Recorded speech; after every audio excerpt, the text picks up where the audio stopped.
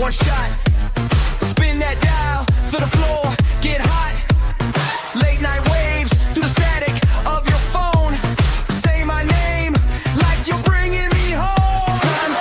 Turn it up just a little bit higher.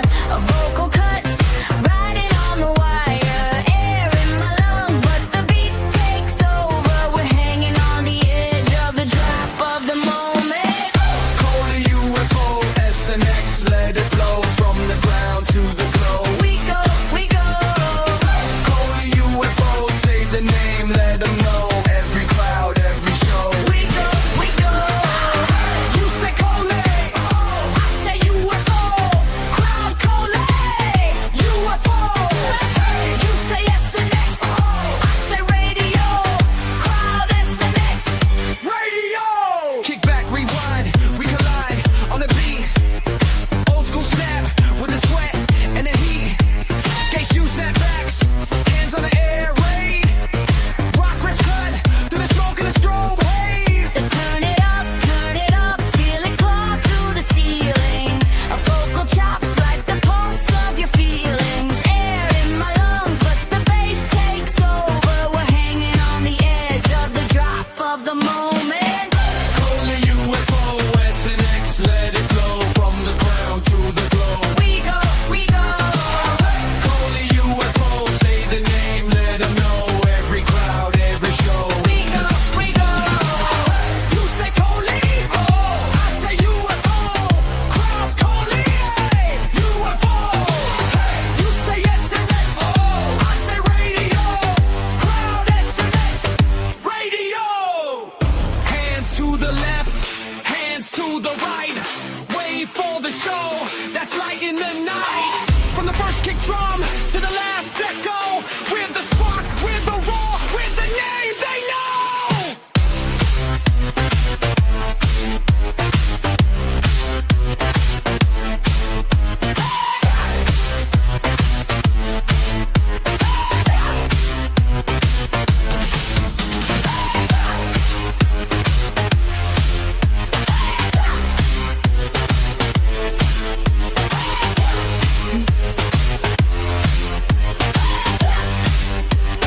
We go, we go.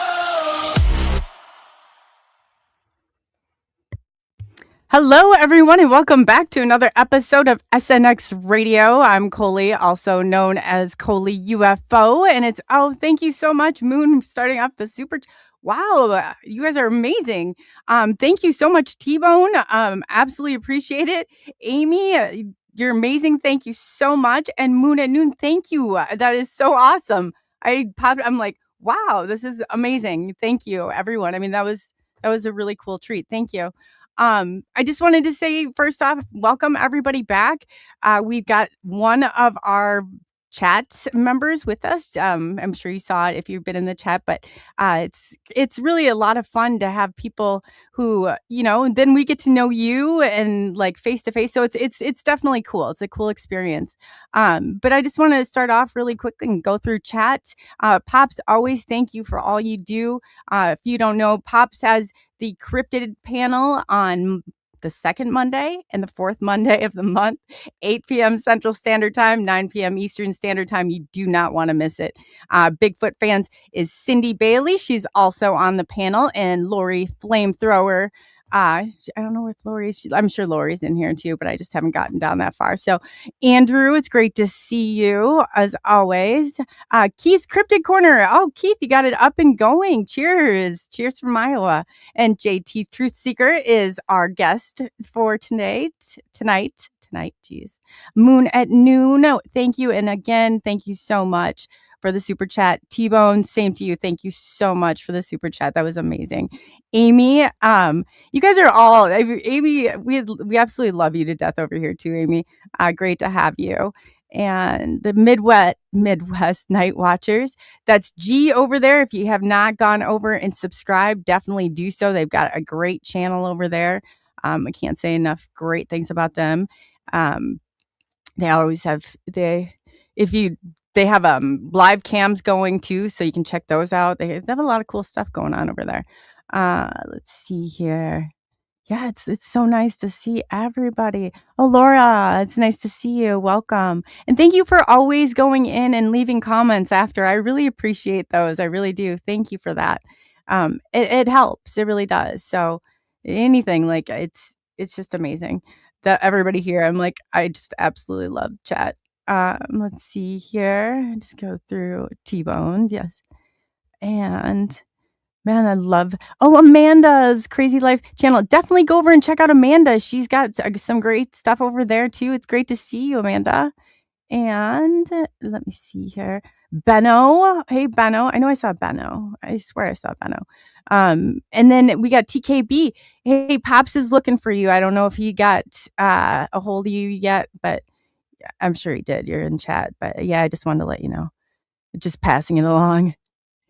And Karma, great, welcome. And let me see, I know I saw more down here. Oh goodness, I don't want to miss anybody. I'm like going scrolling here. I'm getting ahead of myself now. I hope everybody's having a great night. John Allen, it's great to see you. John, John, you should really think about doing a disclosure desk. May 777 Abel, Paul, Shishi, my birthday twin. You guys don't know Paul. Paul's like a wizard with numbers. He definitely is. Matthew, great to see you back. Welcome.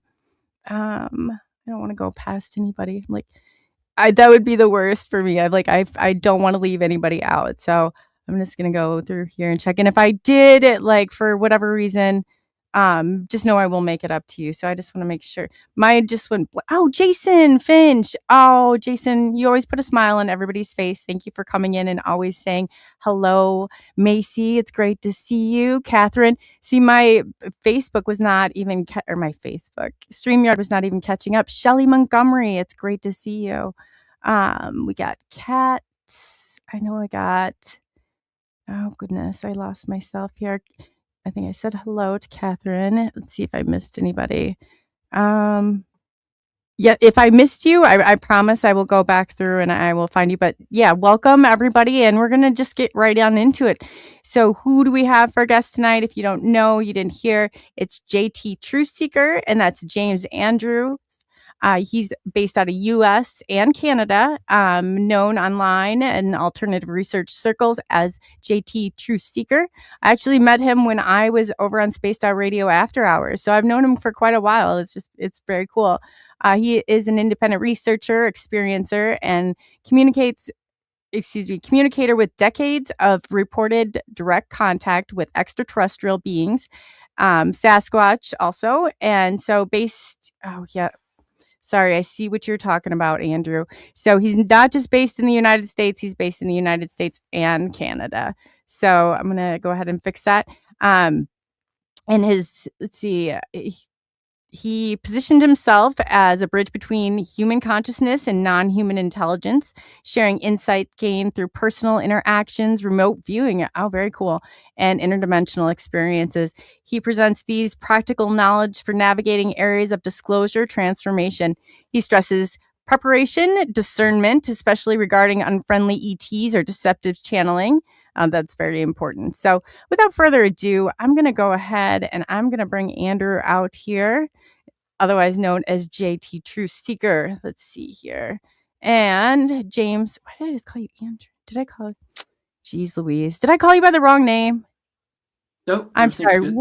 We welcome. Yeah, I see where you were talking about. I missed that little blurb in there, but I'll go ahead and take care of it. For people who don't know who you are, do you want to go ahead and introduce yourself? Oh, gee, where do I even begin? Right? Because, so I actually live on the west coast of Canada, not too far from Dave Scott. Dave Scott lives in the interior, like up in the Fraser Valley up north. I actually am in the Fraser Valley too, but on the what would be Oh, I known didn't as know the you were Lower that Mainland. close to him. Oh yeah, about 5 hours away, right? And so for those who are going to CaribouCon, I'm hoping to meet people there, providing I can get a ride up there. I still have yet to find that. Where's that going to I be got held my at? ticket. What's that? Where's that going to be That held was at, James? so that was with David Scott's thing. I actually suggested to Dave Scott to host a big CaribouCon event up there, and he actually decided to do it about a year later. And Oh wow. here So we go, does he right? still do the Reno and or Vegas one? No, I never went down to the Vegas one. It would be too expensive for me, especially coming from Canada. Yeah, Like, no, I you didn't know know, if if he was going to do those. That's when I was there. yeah, The first one was in Vegas and the second one was in Reno. yeah. Unfortunately, I never made it to those, but I think that's why he canceled out this year. It's because it's for us Canadians because of our currency downgrade. It's just too expensive at this time right now. Oh yeah, Um, it's crazy for everybody. yeah. So where to even begin? So you're well, I've followed a lot and I really appreciate everything that you contribute Yeah, in chat. You've had quite a few absolutely. experiences with ET, Bigfoot. Do you want to start off, I guess, going back Yeah, in definitely. To go paranormal? to go back into my actual history of it, Mhm. Where did it all like when begin I for first you? got in contact with them, right? Hmm. So I first actually they contacted me back when I was 14. It would have been 13 if certain circumstances had have happened, but that's a long story in itself. But so I was contacted by a benefactor back at age 14, actually just after I was, and so she visited with me for a day, and it was interesting because I never actually spoke to her physically, like she was physically there in person. She actually came to my school that day and sat behind me, and it's like nobody seemed to really question it. It was like, and I was wondering what she doing there. I didn't even know what she was really all about. And then I experienced some telepathy with her. I didn't even know at the time what that was even all about because it was all so strange to me and all that. To make a long story short, and so I only saw her for the one day. I thought she was going to be there longer at the time. And after that had happened in the following days, it's like my classmates and the teacher no longer had any memory of her even being there, Oh wow. which is really weird. But the only time I really heard her spoke is that when my music teacher asked where she was from, and she said Kamloops, and that's the only time I heard her speak physically. So they can speak English and that just like us, but they're also like very telepathic. And so I wondered about that for years, and I just kind of kept quiet about it. But meanwhile, when she was visiting, this friend of mine gives me this book, and this friend of mine sitting across from me in the class. And the name of the book is actually called UFO Encounters, and I still have it, Oh wow. like the very book that he gave me. And so then after that, I've always had an interest in UFOs since I was a kid, probably for as long as I can remember. There's a movie that came on TV back in the 1970s. It was called a black and white movie. If it was called UFO, yeah, it was called UFO. I'm just trying. I don't know. The name of it just slipped my mind now. Oh yeah, it was a true story of flying saucers or something like that. UFO, a true story. So that was really intrigued me, and I wanted to know more. And I'm the type of kid that it's like, once I get my mind set on something, I need to know all of it. Like a light in the sky or a picture of a UFO is not good enough for me. I need to know all of it. And I Did guess you in a way, find that after you had for me it was when I first encountered it, it changed everything. I had an yeah. obsession. Like I had to know every detail. I was out every night in the same place. I mean, for years I did that. Well, I think that happened back when I was around 7 years old, when I saw this TV show. Right, I did have a paranormal experience also when I was 7 years old, but I never really related it to UFOs, or even knew there was a connection to it until many years later. Are And you a descendant of, do you have the Irish or Native American descent? I would be a descendant of Irish, Celtic, British. Like It's my always, yeah. It's the Irish or the. Are you able to yeah. communicate with spirits? I did see, interestingly enough, I did see, well, not so much ghosts, right? Mm-hmm. In fact, I can't say I ever really did communicate with ghosts, and it's not something I really want to pursue either. But I did, at age 7, I also did see like a little pixie fairy type being. It was like I really wanted to see one of these. Like I remember hearing about it with Disney fairy tales and all this. And I just remember I really wanted to see one, and I finally did. And that was just a quick sighting, like where I walk into another room of the house where I was living at the time. As I walked into the room, I could see this like this mist, and I was staring at this mist for a little bit, and then curiosity gets the best of me, and I walk into the mist, and then immediately the mist dissipated, and it was just another room in the house, like an empty spare bedroom.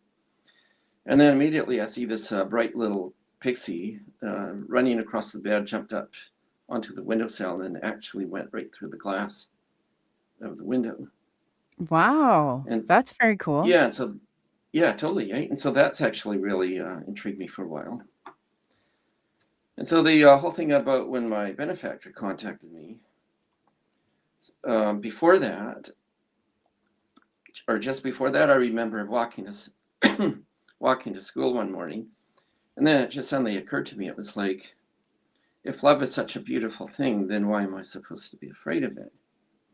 Now, the reason why I asked that question was because 2 family members had tormented me for years and years before that, for about 3 years before that, about having a girlfriend and all this other bit, back in my early or elementary school. And so it's like they had tormented me to such an extent that it was like I was made to feel afraid of the girl that I had a crush on in the classroom.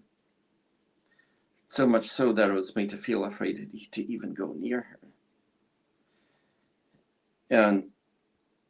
And so finally, when I had changed schools, that's when I finally asked the question to myself. It's like, why am I supposed to be afraid of this?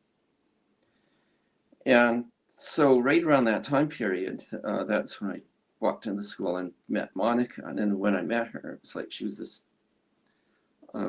like normal looking person, but she had like this bright glowing aura about her. And I kind of figured, I wonder if the aura was just because the sun had it was cloudy that morning, and the sun had just come out and it was kind of shining on her and through her too. And it kind of lit up that aura type of glow around her. Well, anyway, I didn't really know that really what was really going on, other than when I looked into her eyes a couple times, I saw, like the first time I looked into her eyes, I could feel all this pain purging out of me.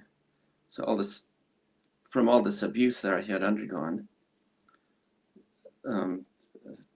all this trauma and abuse, and from the 2 family members. Anyway, I could feel it purging through the body. And before that, I was like a very recluse person. Like, I couldn't really talk to people anymore because it was like I was feeling embarrassed to be alive. Oh, Like you know what? That's that a horrible place to be. That is a horrible place to be. Look at you now. But it's, in absolutely. all the grand scheme of things, trauma is the way through to this. Whatever reason it is, and it's, it's like that catch-22. It's like, but that seems to be the Yeah, way apparently. through. Yeah, apparently so. And so at the time, I couldn't even talk hardly to the kids in the class. And like I did hang out with some of the kids a few times, but for the most part, I was just an introvert loner, and couldn't really associate with anyone other than the kid that was sitting across from me. He tried to get me out there talking and things like that too. But anyway, after I met my benefactor, and it turns out her name was Monica, I wouldn't know until about 10 years later what she was really all about. And what it was is, by that time I had put together a group called the Circle of Light, and it was a mental health awareness group for people that were in high school or even in college, university, who just wanted to find solutions for mental health. And it was an idea I actually came up with back when I was 16 years of age in middle school, which would be, in Canada, we would just call it junior high school. But anyway, come to find out where a lot of the other kids were having, or quite a number of them were having problems with parents and things like that. So that, which is kind of why I put the group together. And the teachers of the school didn't like this, because they were afraid of, get this, legal lawsuits from dysfunctional parents of the kids that they were already teaching. And so that was coming in from. So I actually almost got expelled from the school. Oh, wow. Trying to bring mental health awareness to the school with this club that I started up called the Circle of Light. And some of the teachers were for it. This is kind of what they do. You realize that, right? Yeah, it's exactly. an ongoing theme. Like, and I, as a kid, you probably thought, man, what's the deal? But they can create some of this. I'm just glad that you went the direction you went, because it can really, it can do disturbing things to people. Oh, totally. And this is like back during the mid 1980s, like around 85, 86 and that. And the reason why I thought of this is because there's an incident where I almost had a complete nervous breakdown. Actually kind of did. That's another story in itself around that time. So I thought to myself, well, this is no good. And I was thinking to myself, if they can teach academics to the kids, to the students, why aren't they teaching us mental health awareness? Mm-hmm. How do you deal with dysfunctional parents? How do you deal with various abuses and so on? How do you deal with bullies? And it's like the school counselors would say, well, the only way you can deal with bullies is, well, you tell me. So in other words, the counselors and the teachers, turns out, didn't even know much about any more than what I knew. And so the vice principal almost expelled me from the school. And he says, well, that's not our job to pursue. That's the job of the parents. And so I went and said to him, you mean the dysfunctional parents? Yeah. They're telling me it's the job of the dysfunctional parents to teach proper mental health to their own kids. Oh God, that infuriates me. I had a mother. I have a mother. I didn't have one. I had him. That infuriates me to all. Exactly. Yeah. And the reason why I even brought it up that day is because one of my classes, and somebody came into one of our classes and wanted to talk to us about suicide, like teen suicide. Mm-hmm. So I basically said, well, why don't we get to the heart of the problem? Bullying, dysfunctional parents, and they, the teachers weren't ready to even hear that from me. And that's why I was actually sent to the school office, and why they threatened to expel me, right? At that time. And I was only a 16-year-old kid at the time. And so what eventually happened is I took the group out of the school. I said, okay, they won't allow me to have this group in the school, so well, let's do it outside of the school, after school. And there was a number of kids who actually went along with me with that. We called it the Circle of Light. And so we took it through high school, and then eventually took it through back in my university. And it's like in the university, first I just called it the Psychic Club, because I was really into paranormal psychology, and that was a psychology major, along with being an astronomy major and things like that. And so we had the group that we had, then we had a lot of harassment from the Christians, like these Christian fundamentalists. And so they started making accusations like, oh, they're trying to control our minds and all this. But the Christian fundamentalists were going around and they're bothering like other ethnic groups. So the dean of the university finally said, okay, we're going to ban any discussion of any religion whatsoever in the school. So he did. Don't you feel like not it's because- by? I just wanted to say really quick, Area 51. Thank you so much for the super chat. I saw it pop Yeah. up, and I like had to. I looked. I'm like, is that? Thank you so much. And as he always says, thank you to everyone. That was very cool. Did you feel like they were doing this? Okay, so was it both parents dysfunctional, like, or was it one well, more it than was, the other? What is one parent that was causing problems along with a sibling? Okay, So I have the same and- thing. That's interesting. Yeah. That's very interesting. So in other words, my father was very dysfunctional. Turns out he was an alcoholic. Didn't quite realize it. And Wow. then the sibling that was bothering me was my older brother. And it was like they were relentless. Like they would.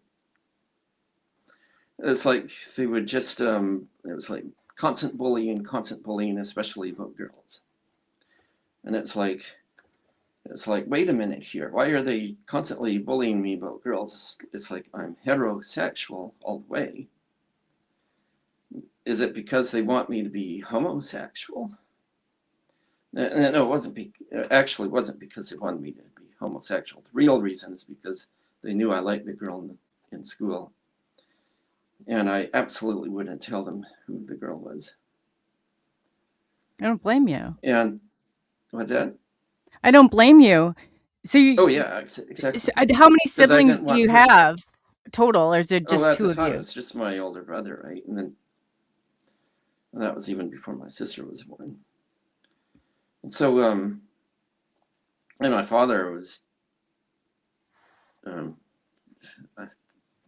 should I even put it? It was like at times he was just raving, full of anger. And yeah, like, but oh well.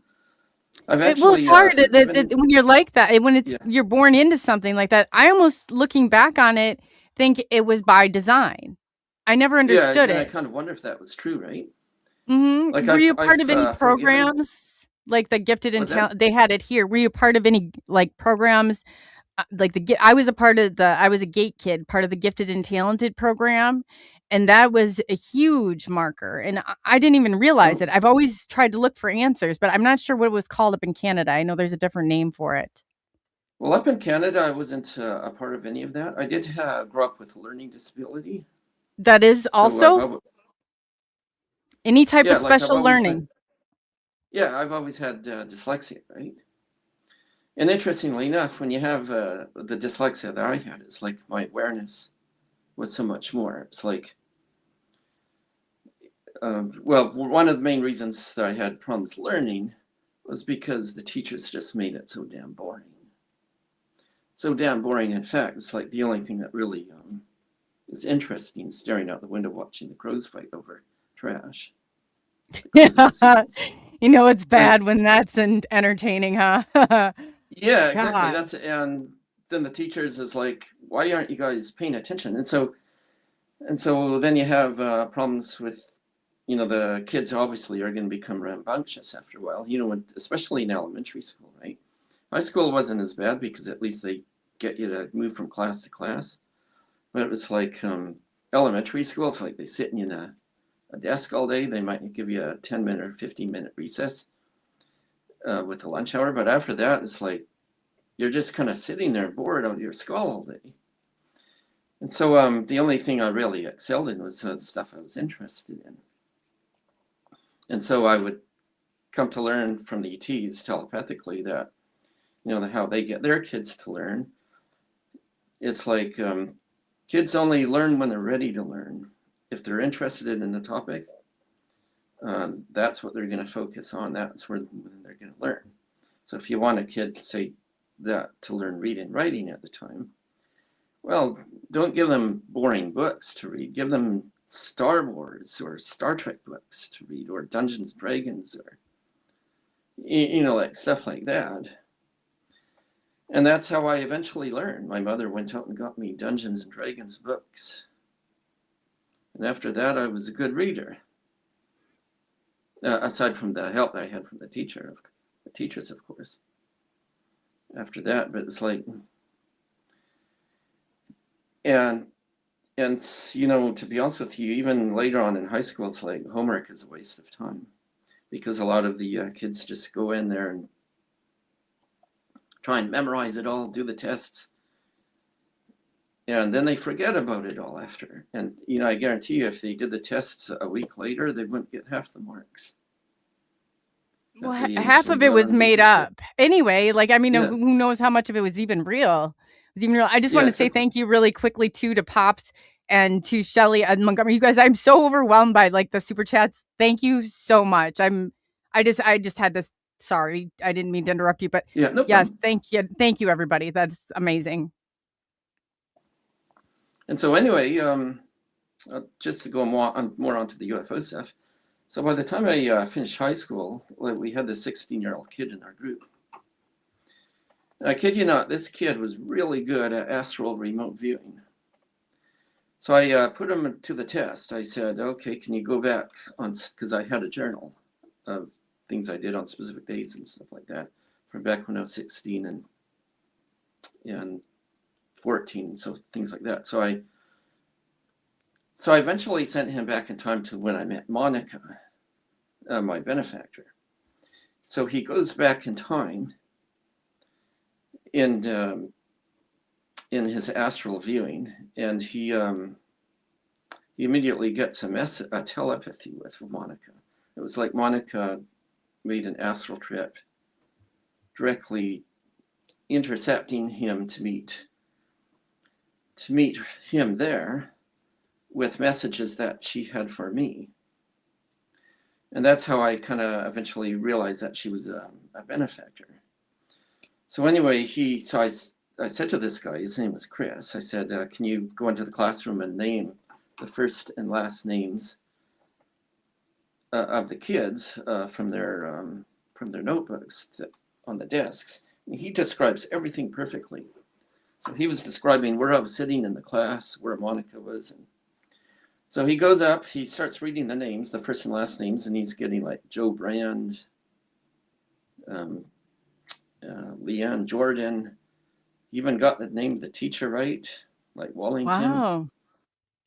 And I'm like, now that's some serious remote viewing. Meaning if he can go and remote view everyone, the first and last names of all the kids, like names I had even forgotten about. So that in itself was really amazing. And so then he was describing Monica. So I never knew her last name. So he gives me his excuse me. He gives me her first and last name. And then he says, but that's not her real name. And I said, well, what do you mean that's not her real name? And he says, well, that's the name he uses. No, correction. That's the name she uses to associate more in the public scene. But her actual name was like Astarte something. And then he goes on to say, and she's actually not from here. She's with a family of people who actually. When you fly call on her your UFO. beneficiary, or what do you call her, your benefactor? What do you mean exactly by that? So anyway, come to find out, after I had this group together, then I started meeting some more interesting people, and they said, so I started really coming out with this out in the open about 10 years later, right? So then I end up meeting another woman, and she says, you know, the funny that you mentioned that, because I had the exact same thing happen to me.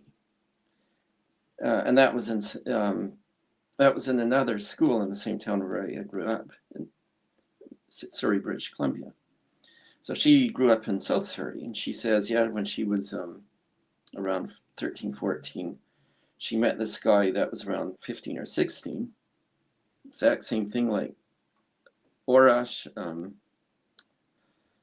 Like this guy had an aura, and he was extremely smart, and he actually said to her, I'm from another world, but I'm interacting with you guys, get experience.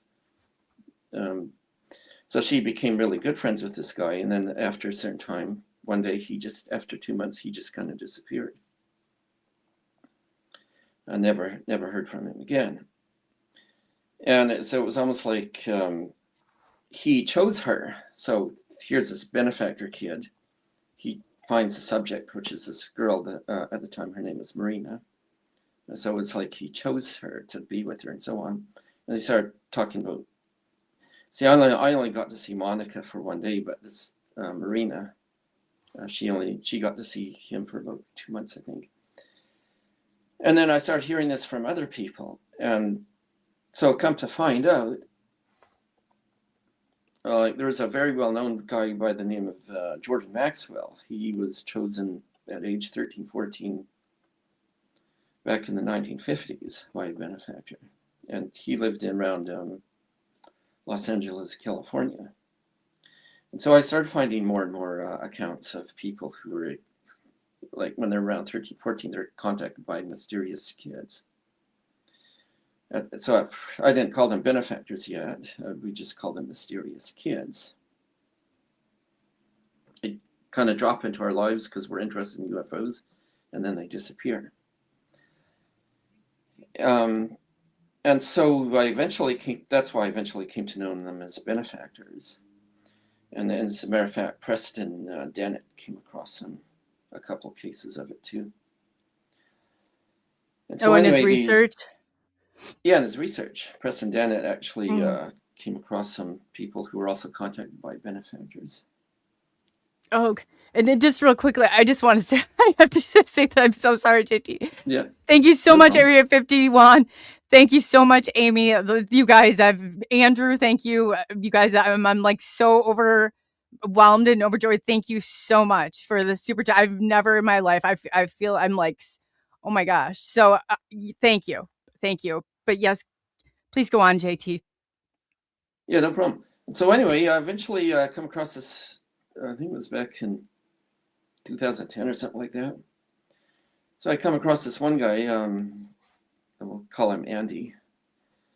And he was interested in Sasquatches and all of that too, just like I was, and I haven't even gotten into that part of the story yet. But so I asked him, I said, by any chance, when you were in school, when you were younger, did you come across a mysterious kid who turned out to be your best friend?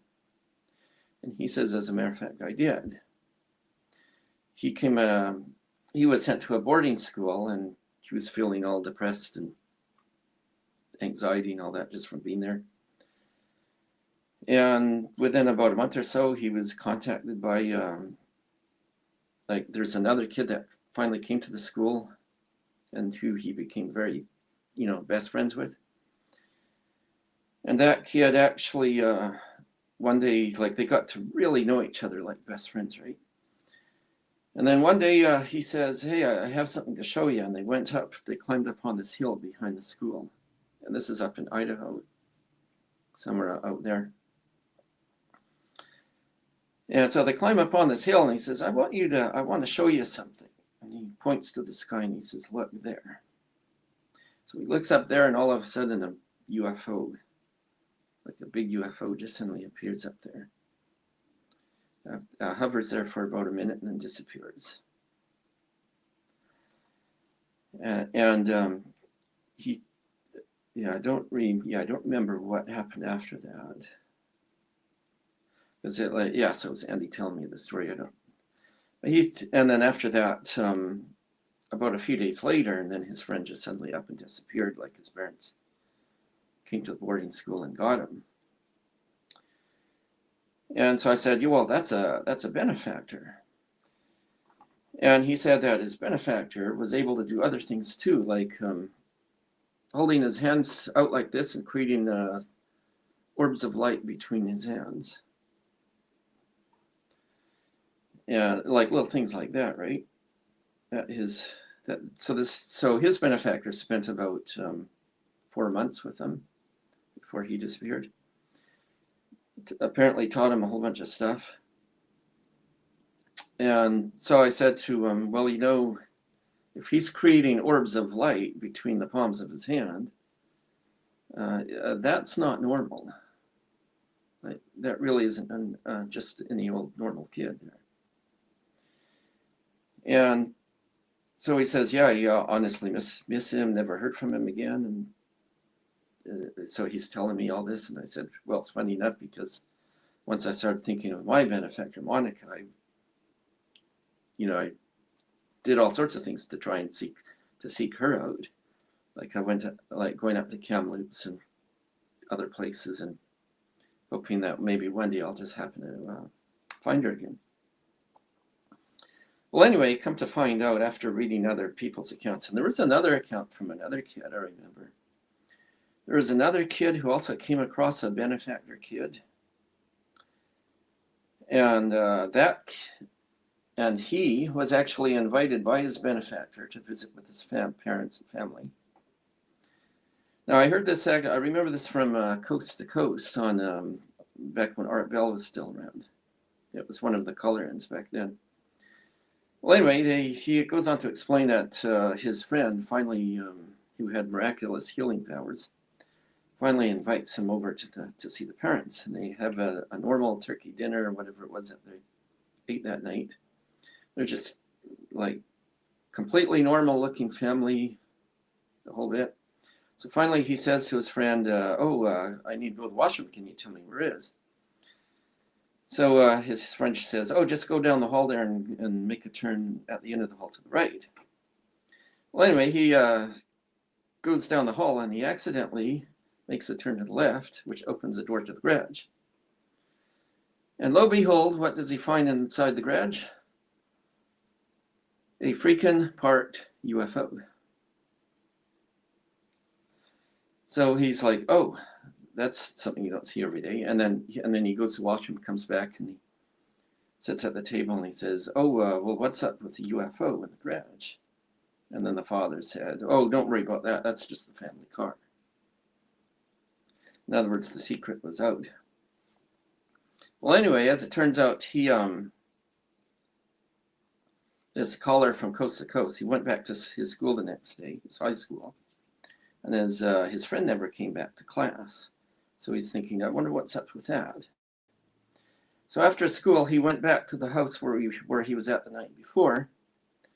And lo and behold, the door was unlocked and everything was gone. All the furniture, everything was gone. The whole house was completely vacant. Like, no message left behind, nothing. Wow. The only thing that was left behind was the keys in the door. And so that's actually one of my favorite stories. I would still remember to this day from someone. Did they ever find out then what happened? Or, I mean, just, Yeah, apparently, go ahead. apparently the guy never found out what happened to the family. It's like they just up and left, right? Taking all the furniture, everything. Sounds like something out of a really bad movie. Yeah, totally. Yes, I was kind of thinking the same thing. Well, anyway, so finally, when I was coming across this stuff from Stephen Grenad, CSETI, back in the 1990s, I finally decided to ask the question. I said, gee, why would they make contact with me anyway? And excuse me for a minute. Okay, there we go. So anyway, I get this telepathy, like this thought or this feeling. The telepathy was, well, because you are open to the idea of our existence. And so I think that happened back in like around 92, 93. And so it was a short time later, I had this, where I was sitting at a bus stop and I had this interesting experience where I was just kind of sitting there and all of a sudden I get a visual image of me being somewhere else. I guess with these on board, sort of inside of a city, on board of a ship or something like that. But it was like an Egyptian city where all the walls and structures and that were like, had a soft glow to it all, and then with Egyptian hieroglyphs and cuneiform, etched into the crystal walls, and like with obelisks, and there's this big, huge pyramid in the center. And then the vision, so it felt like I was actually there while I'm waiting for a bus in the middle of Vancouver, the city there. Wow. And so in the vision, this tall, blonde-haired, blue-eyed guy meets up with me and says, "Hey, I want to introduce you to your benefactor." And so we go inside the pyramid, and that's when I meet Monica. And then inside the pyramid, it was like that was the bridge of the ship. And so above, which was basically a circular round room with a semicircle control panel. In the center of that was like a holographic projector, and then above that, in the spherical ceiling, there's like star maps and the whole bit. Did it look like when they showed me, it was like a slinky that went around, how they would recreate holographically, like, let's say they wanted to go back in a period of time, they would just like digitally like created holographically around them, but it looked like to me like a slinky, but it was like a round. Okay. As a matter of fact, that's exactly what it looked like. That was their interesting. measurement of time. Was a Mhm. slinky effect. And they, Yes, and that's then what they showed me too. Oh, that's really Yeah, exactly. fascinating. And they also, and with that, there was the slinky effect. That was their time measurement, right? And then they also showed spheres, and there's like spheres of energy from stars intersecting each other. And they went on to explaining to me that astrology was real, and because I was really skeptical of astrology, because whatever I would read my horoscope from the local newspaper, it's like none of it ever came true or it happened. So I thought astrology was just so I meet Monica there, and somebody else there, and then the captain there, and so they were explaining this astrology to me, and then in the semicircle behind me, they showed me a bunch of people, and they said these like an image of them. They said everyone you see here is actually one of your past lives. And then they actually said to me, "We are now contacting you and all of your past lives all at the same time."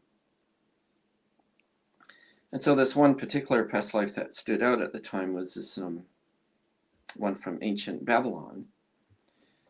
And so as it turns out, I was an astrologer. The reason why this is of significance, because in that time, not only was I in contact with Monica, my benefactor, in that life, but I was also an astrologer for King Gilgamesh. And then suddenly these memories started coming back. This is like this ancient Sumerian astrology, which was like 13 moons. They were able to calculate not only what a person's lifetime would, or what would happen in a person's lifetime during their present life. They were able to calculate who you were in a past life astrologically, and who you would be in a future life astrologically, like where you would reincarnate next and all that. It has a lot to do with it. It definitely has a lot to do with it. I just want to say, I'm so sorry. Yeah. Thank you so much, you guys. I'm so overwhelmed right now. Thank you so much, Amy. Thank you so much, Area 51. And thank you again, Andrew, for the super chats. You guys are absolutely amazing. I'm sorry. I'm so overwhelmed. Like, it's so wonderful to I love every single one of you guys. And I don't mean to have an outburst right now. I just it was so moving and touching. Like I don't even know if it's just Benno. Thank you so much. Oh my God. I can't even, is this really real? I don't even know. Thank you so much. Well, yes. Oh my God. Thank you. Sorry for JT. I couldn't hold it. I was Okay. saying you Yeah, probably no think I'm problem. crazy. I'm gonna have an outburst. I'm like gonna cry. It means so much, and I get from the background that you're saying, and then just to have this community here and like so much love and joy that's within our community. I just absolutely appreciate it, and I never take it for granted. So, but Yeah, please carry totally. on. So I'm anyway, like, so here you have this ancient-looking Egyptian, Sumerian, whatever city of light, crystal structures and whatnot. And I'm inside the pyramid and inside of the bridge of the ship. So finally, I asked them. I said, "What's the name of this ship?" And they said, "The name of the ship is called Babylon." And then I said, "Oh, you mean this ship is named after the ancient city of Babylon?" And this is actually why they showed me my Babylonian lifetime, by the way. And was because of that question. And so they said, no, well, actually, on the contrary, your ancient city of Babylon was named after this ship. Huh. And so I also asked, where are they from? And they said they're from the Sirian star system. And they also explained to me oh, that, that's all of them. That's where mine is derived from, is a Syrian star exactly, system. you're connected with me in that way, actually. Oh, okay. And in So fact, you probably have a benefactor. That's interesting that you say that. Yeah, That's wow. you probably have a benefactor and may not even know it. Like it might You're be probably somebody you right. know that, yeah, already know that and may not have occurred to you yet. That Did you go and but, did they show you C, the A, B, and C? There's the C. they showed me. So what they showed me is that they said the Earth is evolving back towards Sirius genetically, and I didn't know what that would mean until about 3 years later. So they would show our solar system moving towards the star system of Sirius in a spiral like this. But it also was symbolic that we are genetically evolving back to our original self, to who we were back in ancient times, from a lifetime, eons ago, when we were in Sirius. I believe that. I believe that. And they were also dressed in these robes with these, and they were wearing these headbands on their forehead, and the headbands with this, I guess, a crystal in the center, and that's what allowed them telepathy with each other, and also allowed them they were communicating with me telepathically because I wouldn't be able to understand their language, and it felt like I was actually on the ship. Now, come to find out, I actually wasn't on the ship. What it was is it was a visual telepathy. And so this People don't realize that a lot of it, that it's not just vocal. They send pictures, it's not just images. physical. So so I was on the ship, but I wasn't on it physically. I was actually experiencing an astral visual telepathy with them. And the reason being is because if I was there physically, then chances are I would have missed my bus, like going home late at night that day. So this is back in I remember the date. It was February 10th, 1993. Which so anyway, it was 93? 1993. is that said? After that, I had some telepathy with him. And what was interesting is that before the telepathy started, both my ears would ring at the same time. Yes. Both my Wow. Now, did you learn how to tune it in then? Yeah, I guess that's what it was. And on one occasion, I felt like I was slightly levitating off the ground. You know, I'm in the middle of a place in downtown Vancouver called Granville Island, and then all of a sudden, both my ears started going ring. Mm-hmm. And then I start feeling not really levitating, but feeling really light. And then after that, then the telepathy would kick in. And so one of the questions I had too was, am I going to meet Monica again? And she basically says back to me, yes, you will in due time, but not for not for about 2 or 3 more decades or something like that, but it's inevitable that we'll meet. But it will also be up to you if we meet again. And I didn't understand until years later what was really meant by that.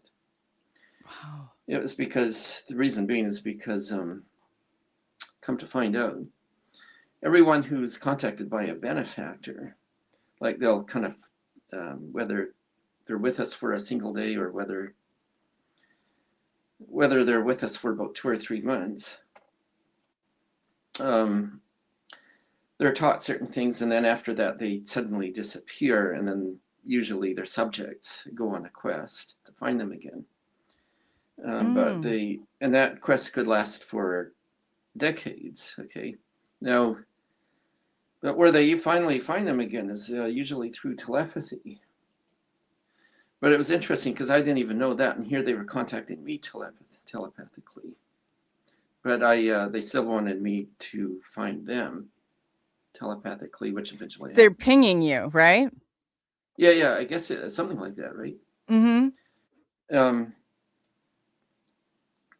And so I'm kind of wondered, like it's part of it's still like a mystery to me. So they also went on to say that we don't just walk among you as individuals, but we also walk among you as families.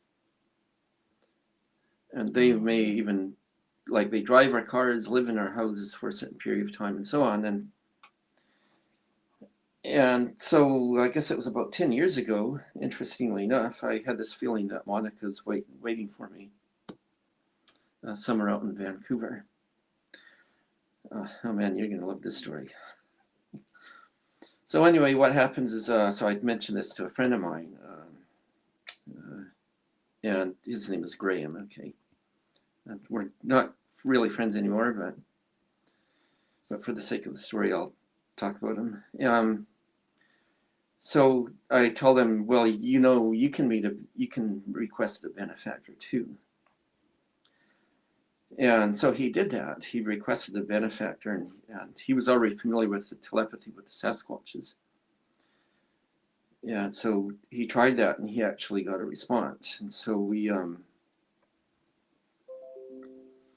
Wow. Did you learn how to, when I get the ringing in the ears, I didn't understand that, but when you said that I learned to lock in and then pull in to your chest. Yeah, exactly. Oh, yeah, I don't get the okay. ringing in the ears. I And don't it get the tunes ringing in it, the yeah. ears anymore. But yeah, you actually, and so I kind of wanted to make sure that I wasn't just going like crazy or something like that. But the telepathy they used, it's not a voice that you hear in your head. So this is where the difference is. The telepathy that they use, just like the Sasquatch, it's thoughts, feeling, visual. That's how they do it. It's almost like some people call it a universal language of light. I would just call it a universal language of thought. So when you say the light, the universal language of light, this takes me back, because you've heard me talk about the 3 machines that they used on me as a child that was at that farm. One was a light machine. I'm unfamiliar with this.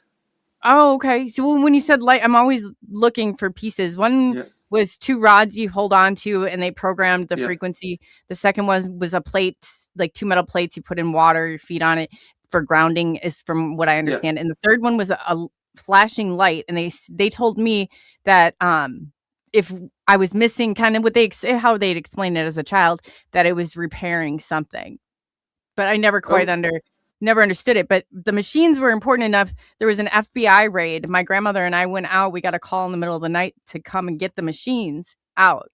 And we went, I remember at like 2:30 in the morning. I was only like 12 years old when but they thought it was rumored to be a CIA cleanup job is kind of what it was rumored to be.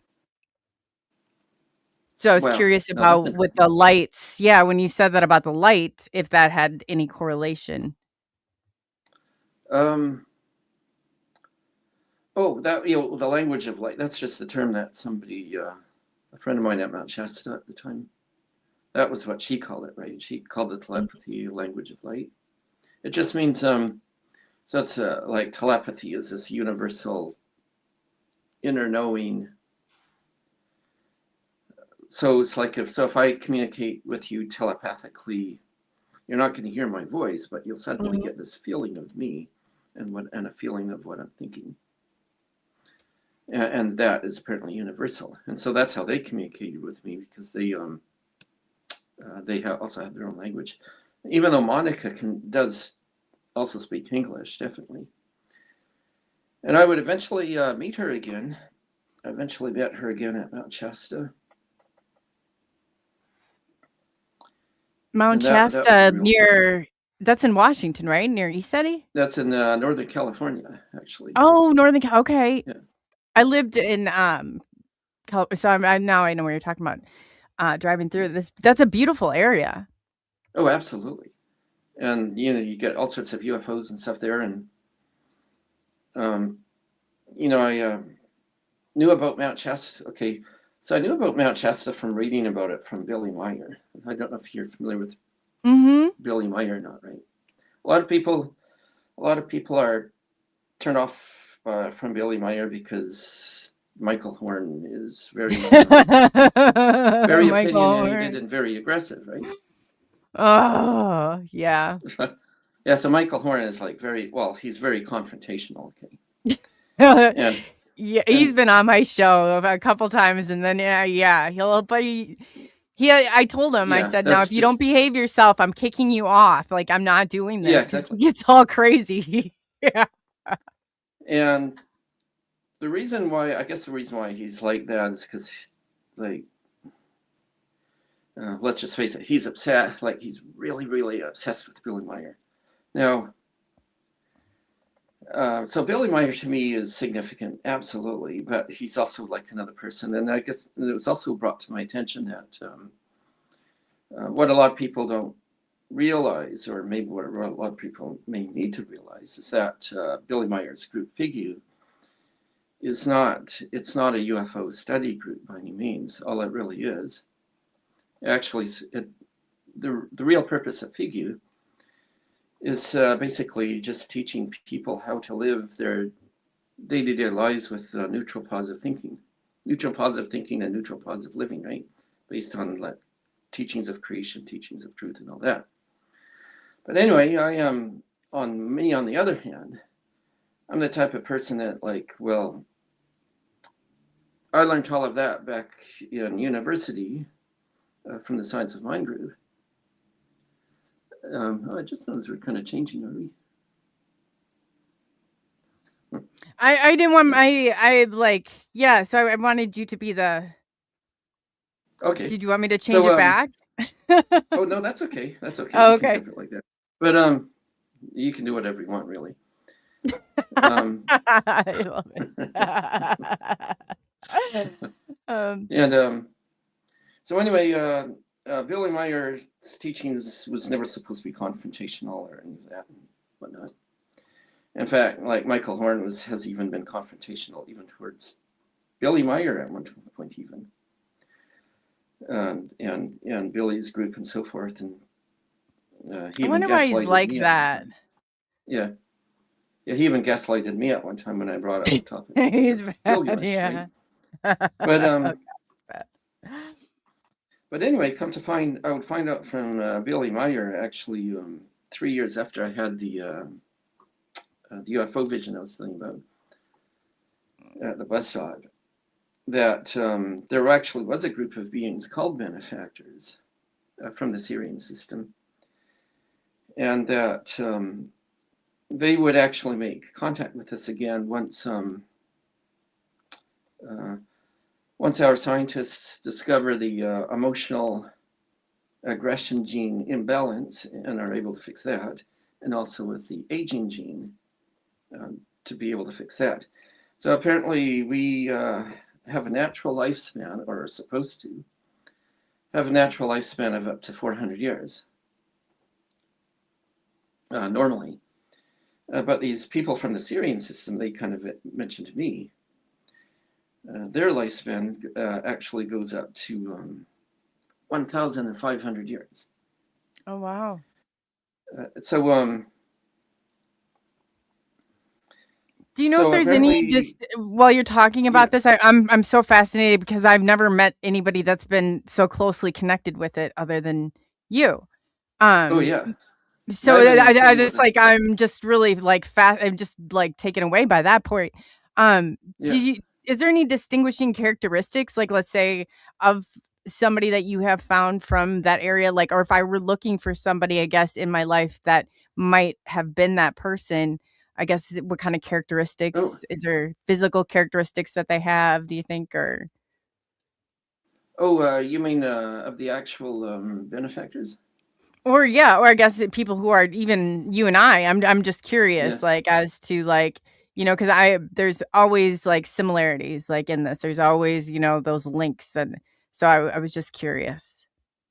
Well, the benefactors are really, if ever you see these dudes, like meet them on the street and whatnot, they're like really, well, at least when I met them anyway, they were like really perfect looking people. Okay. Like when I met Monica, she was like the most perfect looking woman I'd ever seen. Now, the funny part about that is when I tried to describe that to people, it was really hard for them to visualize a perfect looking person. But now get this, as of about 2 or 3 years ago, not anymore. Why is that? Because the AI visual images that is actually drawing out perfect looking people, just like what these benefactors look like. So when Mm. AI was first released, like on Windows or whenever it was, you'd ask the AI, create me an image of a woman. Well, it would do that, and then it's like, my goodness, these people look like benefactors, like that which the AI is actually drawing out. I thought that was really peculiar. So I actually managed to get a drawing of Monica done through AI that looks very much like her. And so finally, I was able to show people that and say, "This is what Monica actually looked like." Do you Like for the have first the time ever. picture of her, Yeah, I JT? do. Yeah, unfortunately, I won't be able to share it right now because Oh, I. okay. The reason being is because I noticed that when I logged into your StreamYard, it's like they changed quite a bit of the parameters in that. Since I use that. There's something wrong with our StreamYard. Everybody else seems to be Yeah. okay, but there is something really wonky. As soon as the month runs out, I'm switching. We should be up in a couple days, but Well, yeah, I also this. had problems with but I also had problems with Chrome, um, Mm-hmm. like Google Chrome. It's like the Google Chrome actually knocked out my microphone That's what on my main happens. If you computer. notice, I'm freezing. I went to a MacBook. They said that it's not. Yeah. They said it's a Windows 11. Well, that's great because I'm on a MacBook Pro right now, so it's on Yeah. an iOS system, but it's still Google Chrome. So that can't be the reason. I don't even have Windows. Yeah. So I But it's decided maybe I'll still. just get a new. Yeah. Once I get a new computer, maybe I'll try and figure that out again. But maybe that's what happened because it updates, and then the computer maybe doesn't update with it, and then it knocks out your microphone and who knows what else, right? Yeah, And they yeah. I can't tell you how many times I've been going to get on there, like, and it's just right at that moment, and it kicks me off, and I'm like, of all times, you couldn't have done that, like twice I had two guests, I couldn't even get to them. My phone was connected through my computer. They were stuck out there. I couldn't even believe it. Yeah, exactly. That's and so anyway, there was another person in our chat here, really nice person, Jules. So she mentioned to me that when she saw these beings as a kid in person as well, they were perfect looking to her too. So anyway, and I got a real kick out of this. So since she was about maybe 5 or 6 at the time, right? I think. Anyway, she says that because they were so perfect looking, she decided to call them Barbie people. as Wow. of that perfect looking appearance. And keeping in mind, this is probably like back in 60s, 70s, around there, right? Or whenever it was when she first saw these beings. And so when she said that, I'm like, yeah, I can absolutely relate there. Like they really do look like there's no Like it's like their faces and their bodies are like completely flawless. Wow. They're just like computer generated images, right? And so due to the fact that I would see something like this back in the early 1980s, it's like that's like 40 years ago. Like weird science playing out Yeah, in yeah, real exactly. life. Yeah, exactly. And so I would learn a lot of this stuff from the benefactors, but I also would meet and learn a lot from the Sasquatches. And so the Sasquatches and the benefactors, they seem to have a strong connection with each other. The benefactors actually kind of look after the Sasquatches, like move them to places of safety and stuff like that.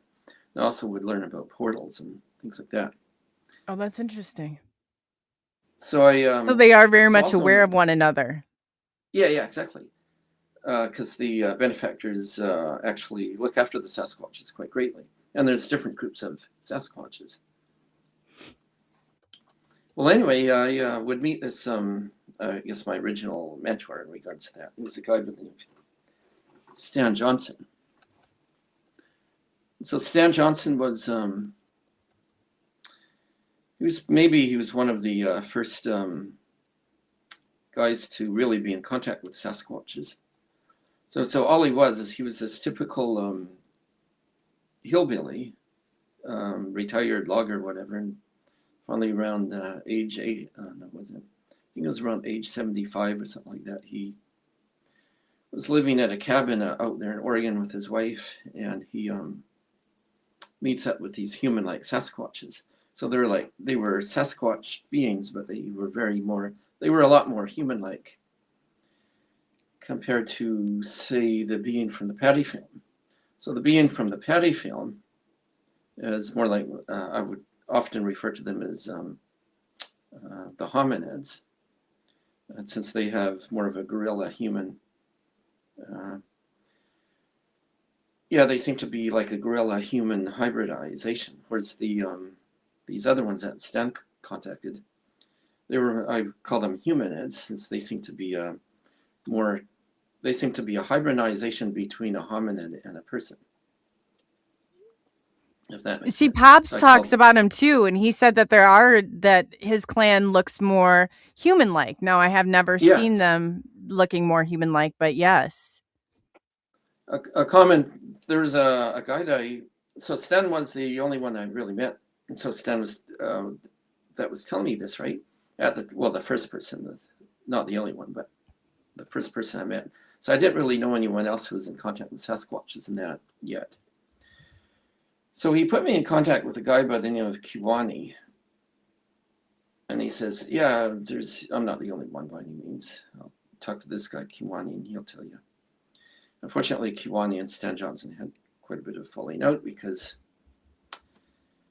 unfortunately, Kiwani was another one of those individuals who's a really good speaker, but he's very confrontational. You just pair him up with Michael Horn. Exactly. Yeah, just like Michael Horn, right? And so Kiwani would usually burn his bridges with everyone eventually. And but he did put me in contact with some people that actually also had contacts with Sasquatches telepathically and had gone through portals and things like that.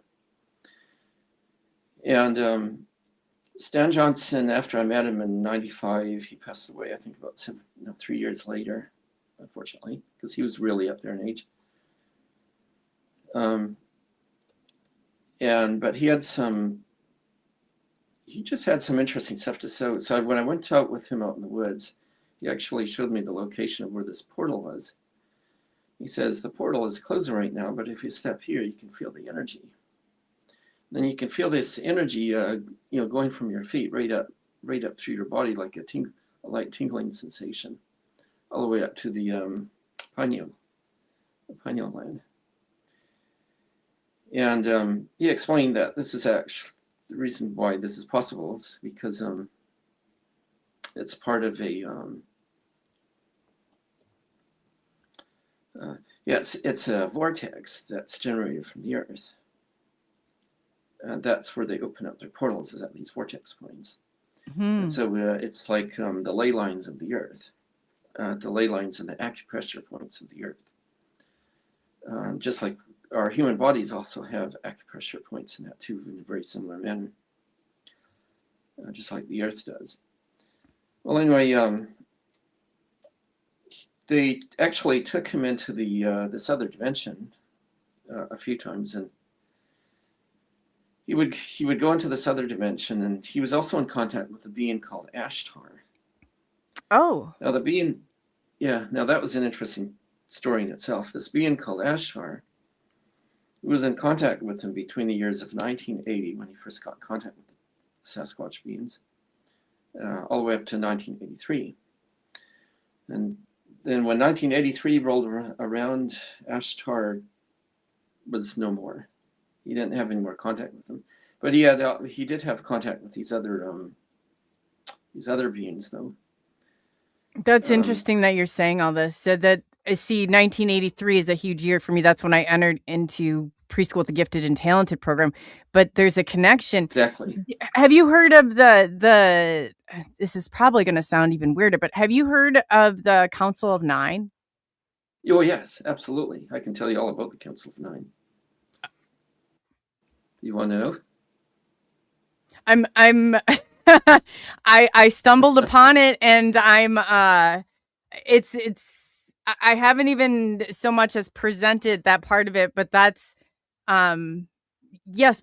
Could you go on? I'm Okay. at a loss for words. I really am. I'm just so blown away. But yeah, go ahead. Well, the benefactors have an alliance with two other groups. Okay. Well, the benefactors actually consists of three different groups. The first group is these lizard humans. So they're amphibious humans, but they genetically engineered themselves over the thousands of years to be more human like us, meaning they have hair and stuff like that. And they, so in essence, we could call them the green race. So they originate from the Sirian system as well, going back thousands of years. The benefactors were the ones that originally brought us to Earth as well. And so our ancestry goes all the way back to with them. And then there's a second group of benefactors. They're not necessarily from the Sirian system. Those would be the Toblans or Nordics. And then there's a third group. I think they're from the Sirian system. They call themselves the Azarian.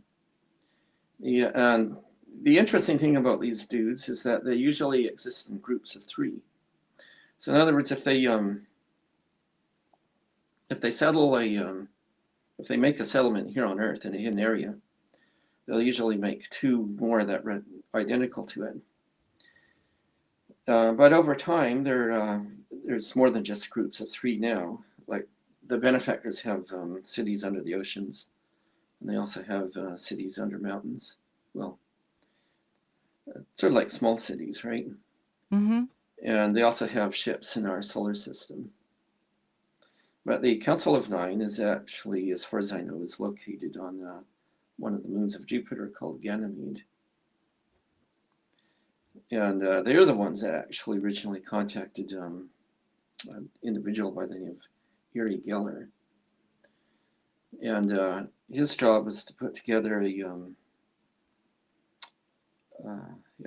his job was supposed to, in London, England, put together, if I got this correct, put together something called the Magician's Magic Circle, which evidently was sponsored by King Charles himself. Mm. And what it was is that a bunch of these benefactors would actually go forth as magicians. But not all magicians are benefactors.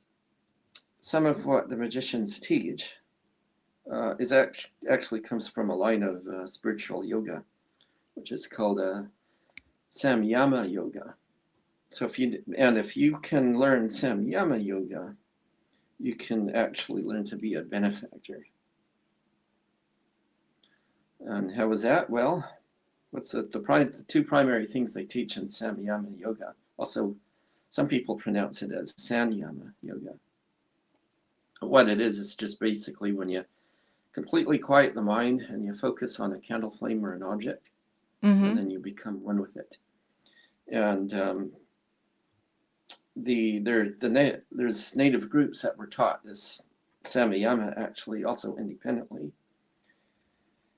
And unfortunately, within our New Age community, and especially what happened in India over the past, probably more so in the past 100 years, a lot of self-proclaimed gurus and so forth went forward with bits and pieces of info relating to the Sanyama teachings. And not really, it was almost as though they didn't really understand what it really was. And so they have their own ideas of Kundalini, chakras, etc. That doesn't really apply to the real teachings, right? Mm-hmm. And one big, as was point eventually I would kind of find out, like transcendental meditation especially, was sort of like an alteration, which can actually cause a person harm if they don't understand what's really involved with that, right? Mm-hmm. And in fact, I actually don't recommend transcendental meditation because it can actually physically injure a person.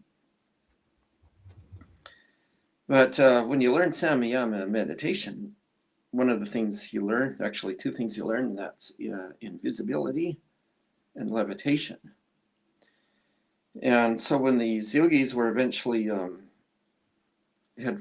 fully learned levitation, then they were considered to be, to master levitation was considered to be to ascension. That's where the actual word ascension originally comes from.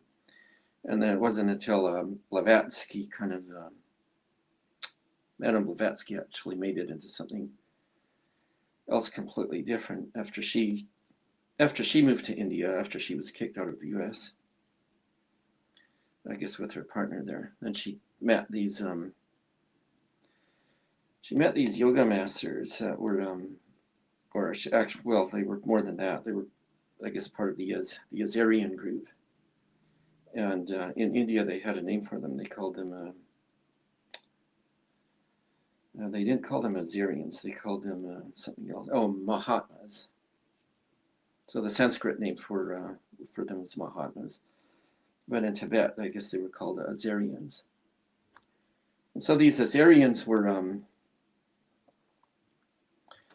I know of 3 different groups where these Azarians are. So they're they can be found in the far north of the Himalayas in the Altai Mountains, in a place called Chiang Shambhala.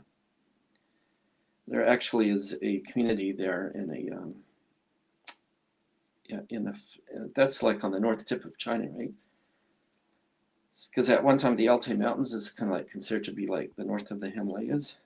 Mm-hmm. Back when it was part of Tibet. And so there's Chiang Shambhala, and that's in a very narrow canyon. And so that's where the Azarian people live. But they have another group in Peru, sort of like in the northern part of Peru, I think now. And in Peru, they're actually called Apunians.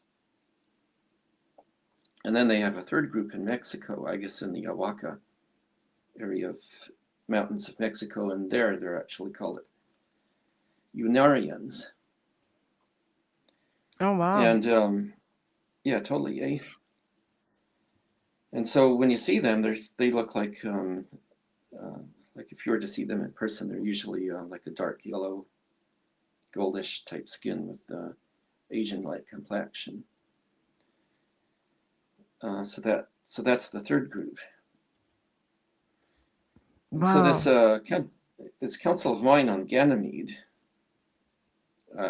it seems to be a council of them and possibly even other extraterrestrial beings. And there's other beings that are friendly to us, of course. They would be from the council. Recognize some of them if you saw them, I was able to get a picture, and I'm just Oh, curious to get your. I don't know if you've ever seen me pull that picture before, but I'm oh, curious because I actually like it's very interesting. I'll pull it up here really quick while you're talking about it.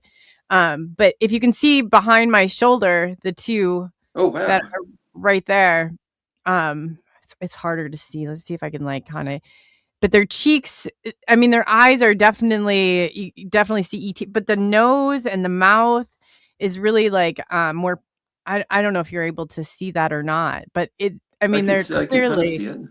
yeah. I'll see if I can find a better picture, but it was really, I felt them, and then I was like, so I took a picture, and then that was behind me. It Well, showed up you might have actually got a partial picture of an actual cloaked being, as a what? like an actual cloaked being, because they do come in cloaked around us, right? Mm, They do that that's with me interesting. quite often. I act like back in a few months after I met Monica, I had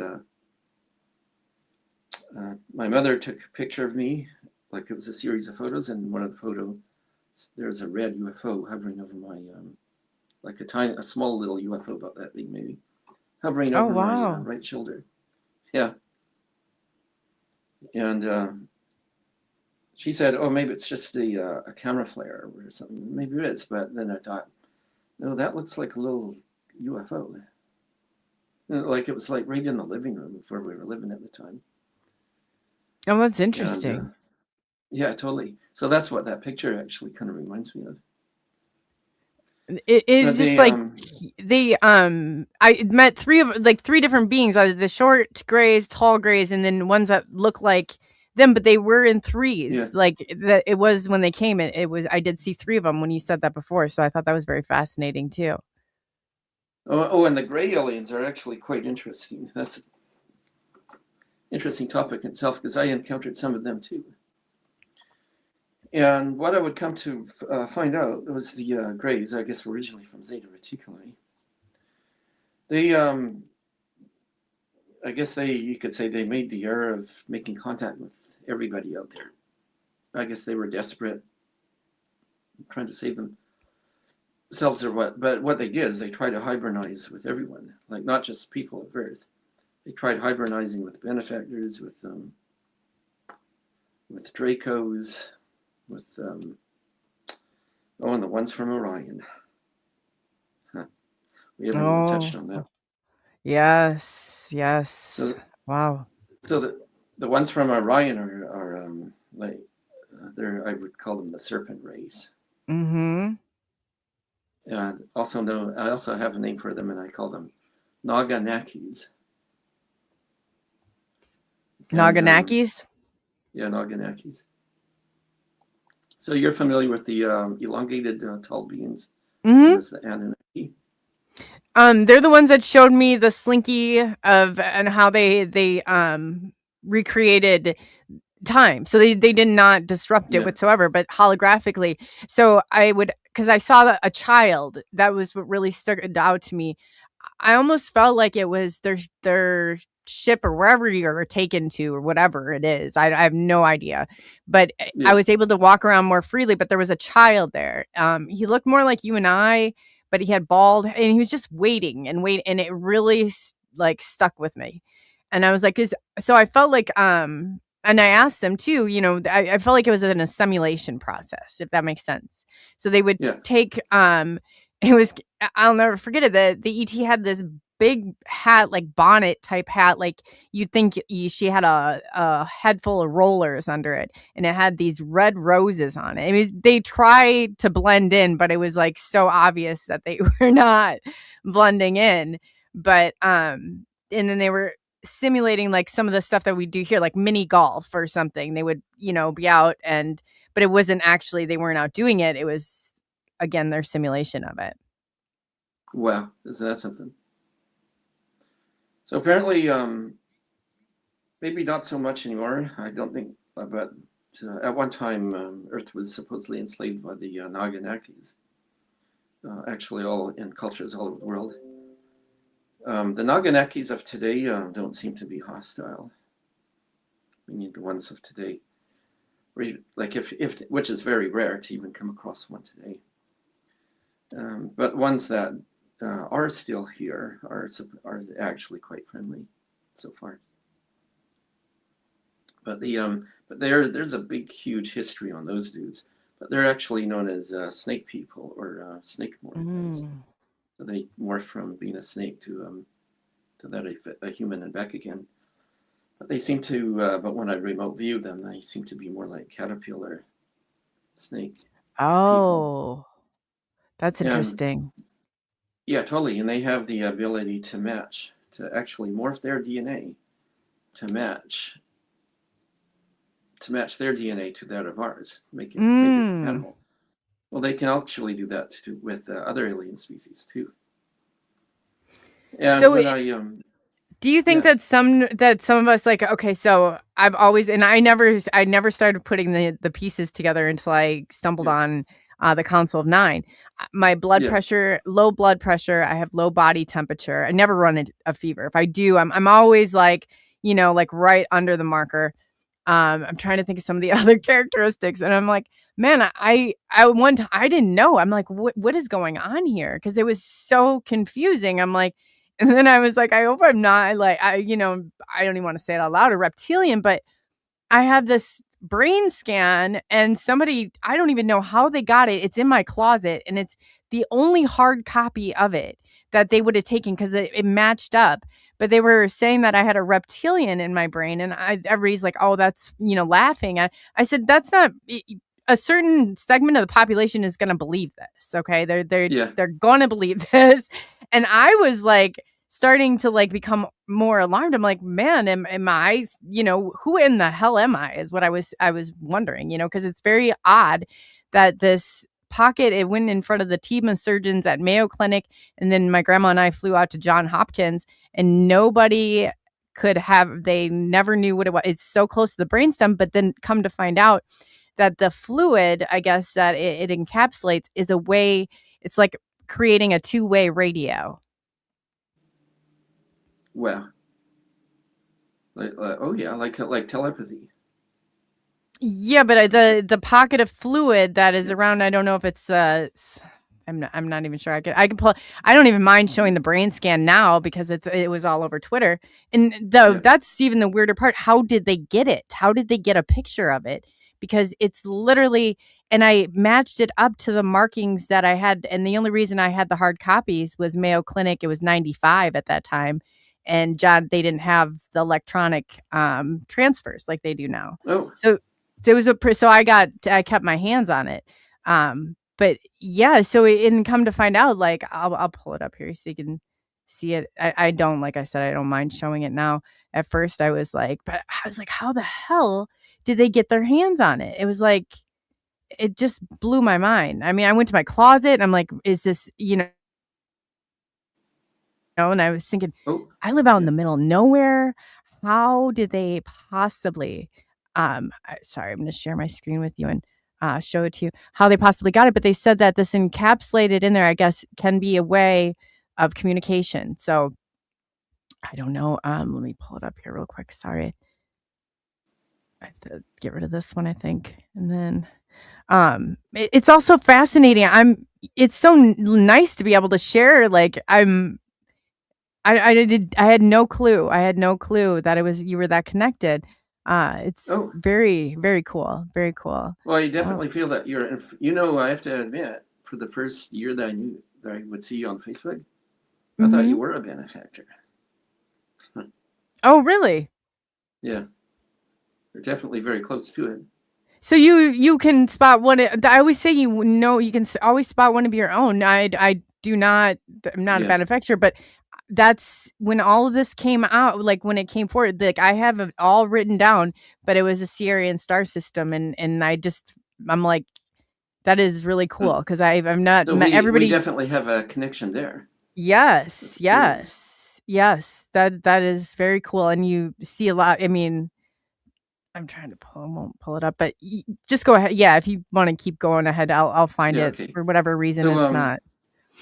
Yeah, so there's a big history with the Naganekis that would probably take a while, but they were the ones who initially enslaved humanity back in ancient times, going back around 75,000 years ago. So that's a very long time ago, if you know what I mean. So the ones of today are very different.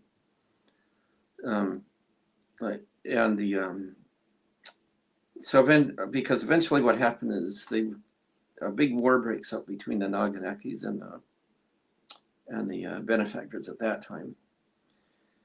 And our solar system actually used to have three Earths in a way, actually technically four, because it wasn't just our Earth. There was another planet that was about 4 times the size of our Earth, so it was like a super Earth. And that Earth was actually called, like we would call it Melona or Marduk. That's another name for it. Or back then, when the serpent Naganakis took over, the name they had for that world was called Tiamat. Oh, wow.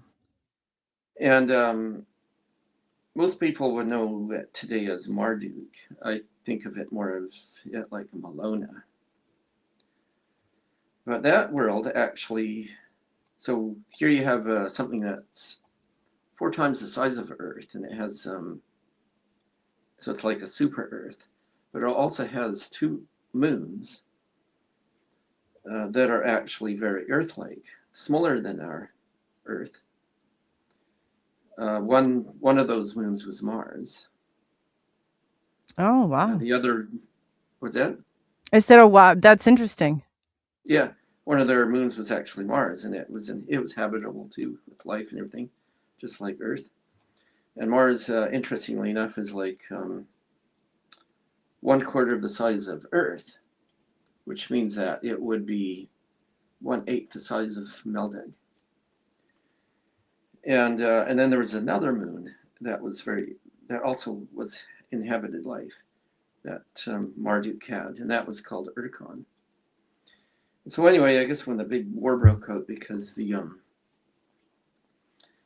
Naganakis at that time were not only enslaving us, but they were using humans as food, like a food source too, like a workforce and a food source. After they worked people to death, they had dinner afterwards. Okay, and that's when they built that's when they were building these pyramids all over the world. But they also built pyramids on Melona and on Mars and that too. Now, what they use these pyramids for, and the reason for that, I still don't quite understand yet. Yeah, that's very fascinating. I have it really quickly. Do you want me to pull this up really quick before you? Okay. Are you able to see? Yeah. So if you look, yeah, it's very interesting. So it's the kidney bean looking, I just accidentally did kidney bean looking thing that's in there, and somebody got a hold of this. How they got a hold of it, I have no idea. And I even went to my, I mean, like you'd have to have, and you can see on there, it has my name, see Mayo Clinic 95 on there, and that happens to be when the strong pull, and it happened right after the farm, the FBI raid happened. Was the next step was these MRIs, and I think again, it's by design. I just have not put all the pieces together on it. Have you had MRIs since then, like 20 years later than that? Okay, so I went in, I had a really bad migraine. This is probably like, I stopped believing that was in there. And I still don't think it is what they say it is. If you can go to the Mayo Clinic, and the Mayo Clinic has no idea, and they went in front of like their team of surgeons and the children neurological, like, whatever. And then the John Hopkins, that's your second, largest hospital. It's the renowned, for training doctors. They don't understand it. So when I went in for my MRI, a CAT scan for my migraine, they couldn't find it. Oh, it was gone. Like completely gone. Well, they couldn't find it. So I'm thinking in my head, and I've never ever after that, because I said what I felt like is, I said, I told people, I said, I'm not even, this is going to sound as crazy as I probably have come up with yet, but I think this is a civilian Montauk. I think that this somehow is like playing into the civilian part of it. And I do affect electricity, and I do affect, and I say, like, I used to take street lights out as a kid.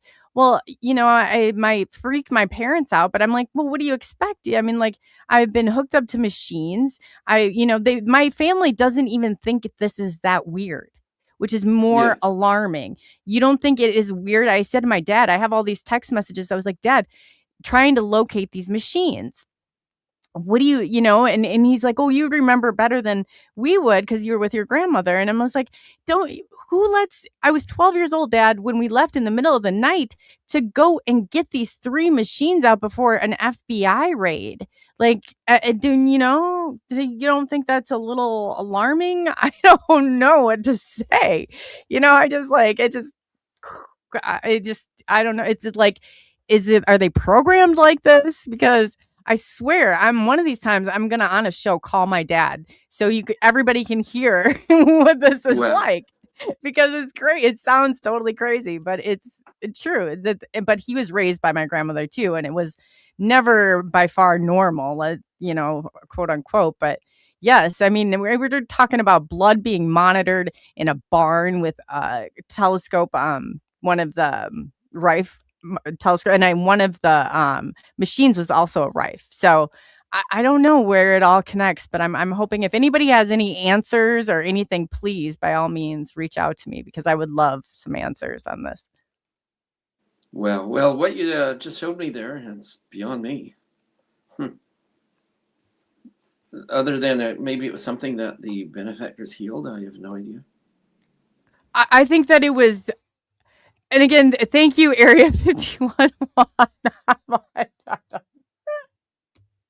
I'm trying to keep it together, JT. I really am. I'm so overwhelmed with all of it. Like, I'm so sorry.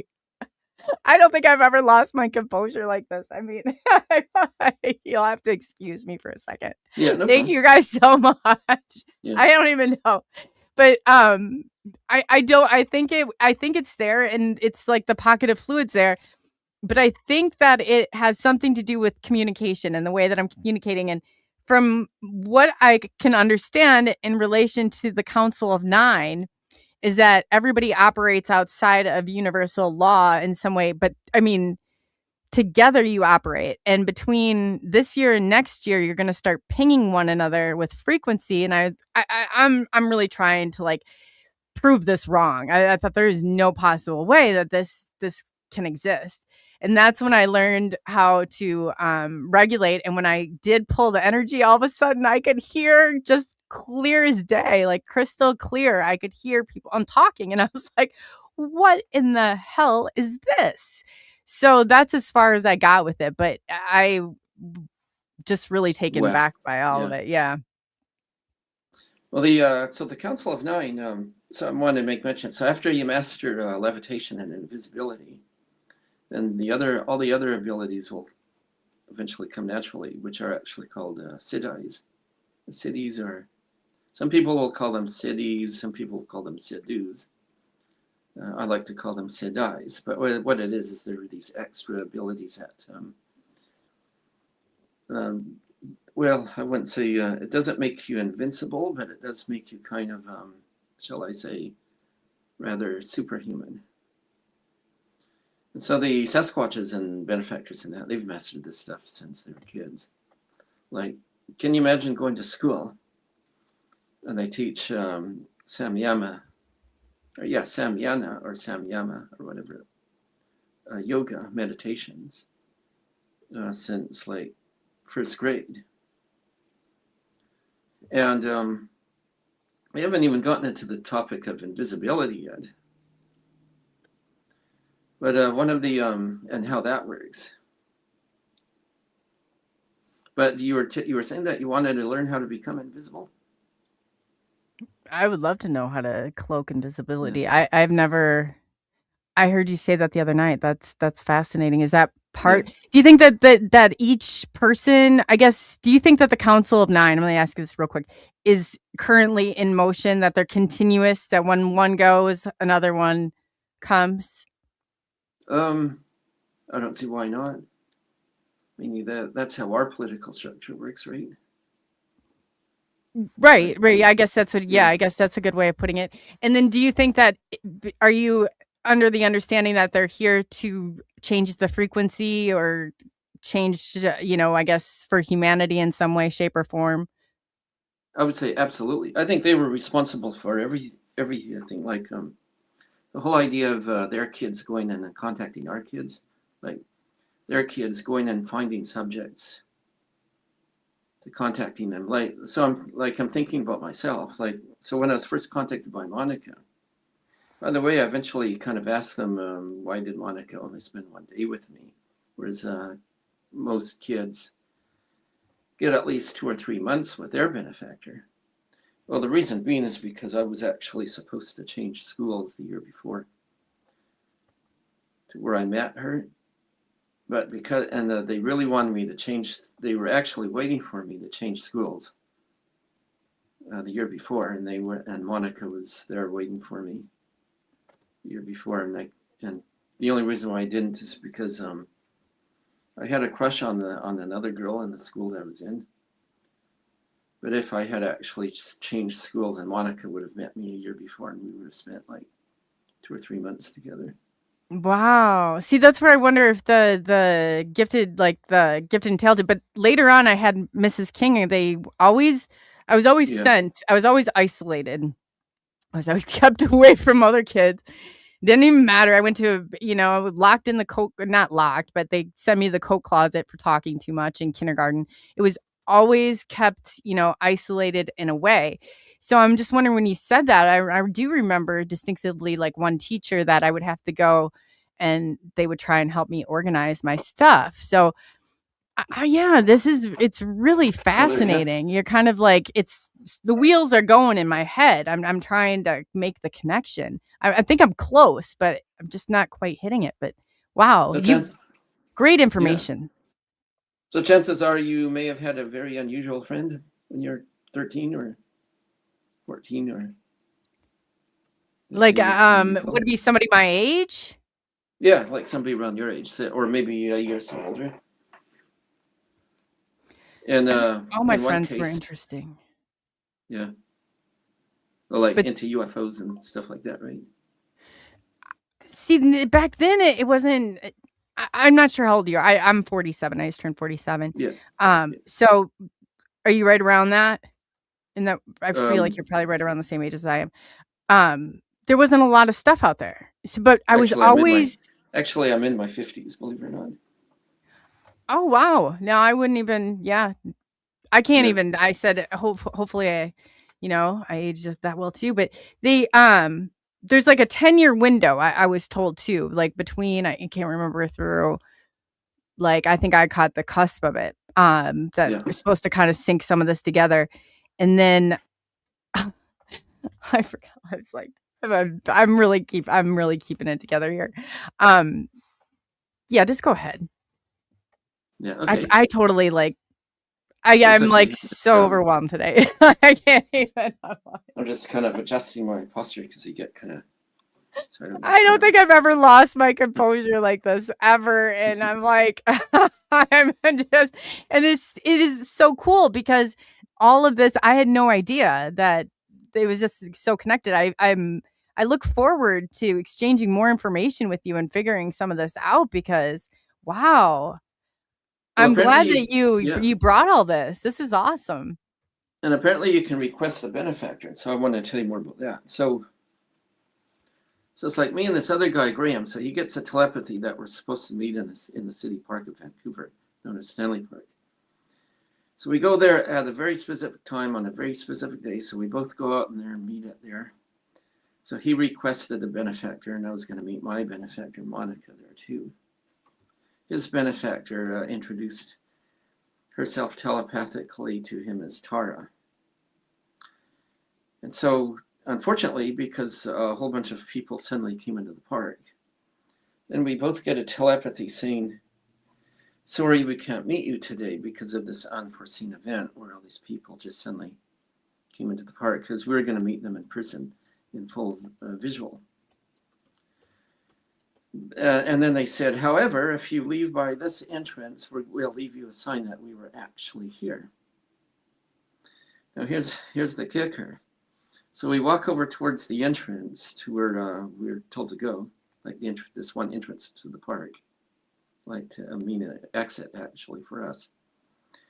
As we get there, lo and behold, we see two sets of women's shoes sitting right there in front of us at the end of the trail. A white pair of women's shoes, like these are like high heel, is it stiletto type shoes, right? And then there was a black pair. So it was the most funniest thing I'd ever seen. Couldn't stop laughing. And I said, "Oh, I bet you the black pair must have belonged to Monica." And then he says, "Yeah, I know. The white pair belonged to Tara." And it was just the most funniest thing at the time. And in fact, at the time, I couldn't even stop laughing over it. And then because I thought to myself, well, if they're leaving their shoes behind, then what do they have on their feet? You know, their clothing and like I know what I was Yeah. going to say before too is you were talking about how the benefactor. I'm just wondering the kids that I saw up on with the tall grays, if that's not what was happening with them before they Yeah. came and assimilated, I guess, all together. Like that would be a benefit. You know what I'm saying? Like that's the kid that you were talking about would have been like that Oh, kid yeah, that was Chris. sitting there Yeah, he waiting was quite there. something. Yeah. Yeah, so it's like when Chris went to that time period, it's like Monica waited for him to come in the astral and immediately had a message for him to relay to me. And Chris isn't the first. And so when I got together with this guy, Andy, I told him about Monica, and he started getting telepathy from her too. Wow. And yeah, totally. Well, anyway, come to find out that as we would both find out, so when the benefactors started making contact with individuals, apparently it goes all the way back to the early 1900s when they made a contact with a guy back in. So he was the first benefactor contactee. His name was 1917. And it's just, for some reason, the name slipped my mind. But anyway, this guy was, it'll probably come to me in a few minutes. He was the son of, his parents were both like electronic engineers. And Norman. Ernest Norman was his name. And so his parents were actually involved with the creation of the television. And so back when they were still in England. So they moved to Southern California around the early 1900s. And then when he was 13 in 1917, they contacted him. And they basically said, we would like you to put together a group because primarily for scientists like Nikola Tesla and other people like that, in order to, to help advance their technology and things like that. Well, anyway, come to find out, lo and behold, there's another individual off the coast of Argentina, in Buenos Aires, I think is how you pronounce it. His name was Benjamin Paravarsini, and they told him the exact same thing. And so he was contacted, I think, about a year or two later, like around 1918 or something like that. And turns out that the benefactors actually have an underwater base off the coast of Argentina, and they also have another one off the coast of San Diego. And so a lot of the people who are contacted by benefactors will usually have a very strong feeling to eventually go into San Diego. And they also have underground passageways underneath Los Angeles, like an underground city there, and they have an underground underwater ocean facility just not too far from Catalina Island. Oh, Catalina Island. Okay, yeah. Yeah, so there's benefactors there too, right? And yeah, so a lot of people who are contacted by benefactors will usually find them in that area too. So So interesting. so if you want to meet a benefactor, you might find them around San Diego. And so I'm thinking to myself, maybe that's why they have this event every year called Contact in the Desert. If I remember correctly, that's where a lot of that takes place, is around San Diego. And yeah, so there, I'm just going through it in my head here. And so about 10 years later after I had that vision at the bus stop and all that, I think you'll like this. 10 years later, in around May of 2013, I started getting visions of a big, huge, humongous UFO with a biodome, with an island, an entire island situated inside a biodome on top of the UFO. Oh, wow. And I didn't really know what any of this was getting all this clear imagery and everything. And they basically explained, they're kind of asking me, if I'm understanding the telepathy correctly, they're kind of asking me, we need some suggestions here. Suggestions. So what it is they artificially create an island, an entire island, complete with tropical beaches, its own ecosystem in there, and there's a mountain on the center of the island and things like that. And so the name I got for this island was called Avalon, or like Mystic Avalon, and where it was situated at the time. And they move around in our oceans. And where it was situated at the time was in the South Pacific. And then they moved it back to the UK, off the coast of Ireland. And I guess they moved it off the coast of Ireland because I wanted to know more about what this thing was. And come to find out, to my amazement, I find out about these phantom islands. So there's rumors of phantom islands that appear in our oceans and then disappear. Well, come to find out, that's what these island ships are. And and so the one that I picked out, turns out it was actually had another name. The Portuguese had actually called it High Brazil. So I've never actually seen these places in person as of yet. I only just saw them like through telepathic visuals. But on this High Brazil or Mystic Avalon, there's like 3 different settlements there for 3 different cultures.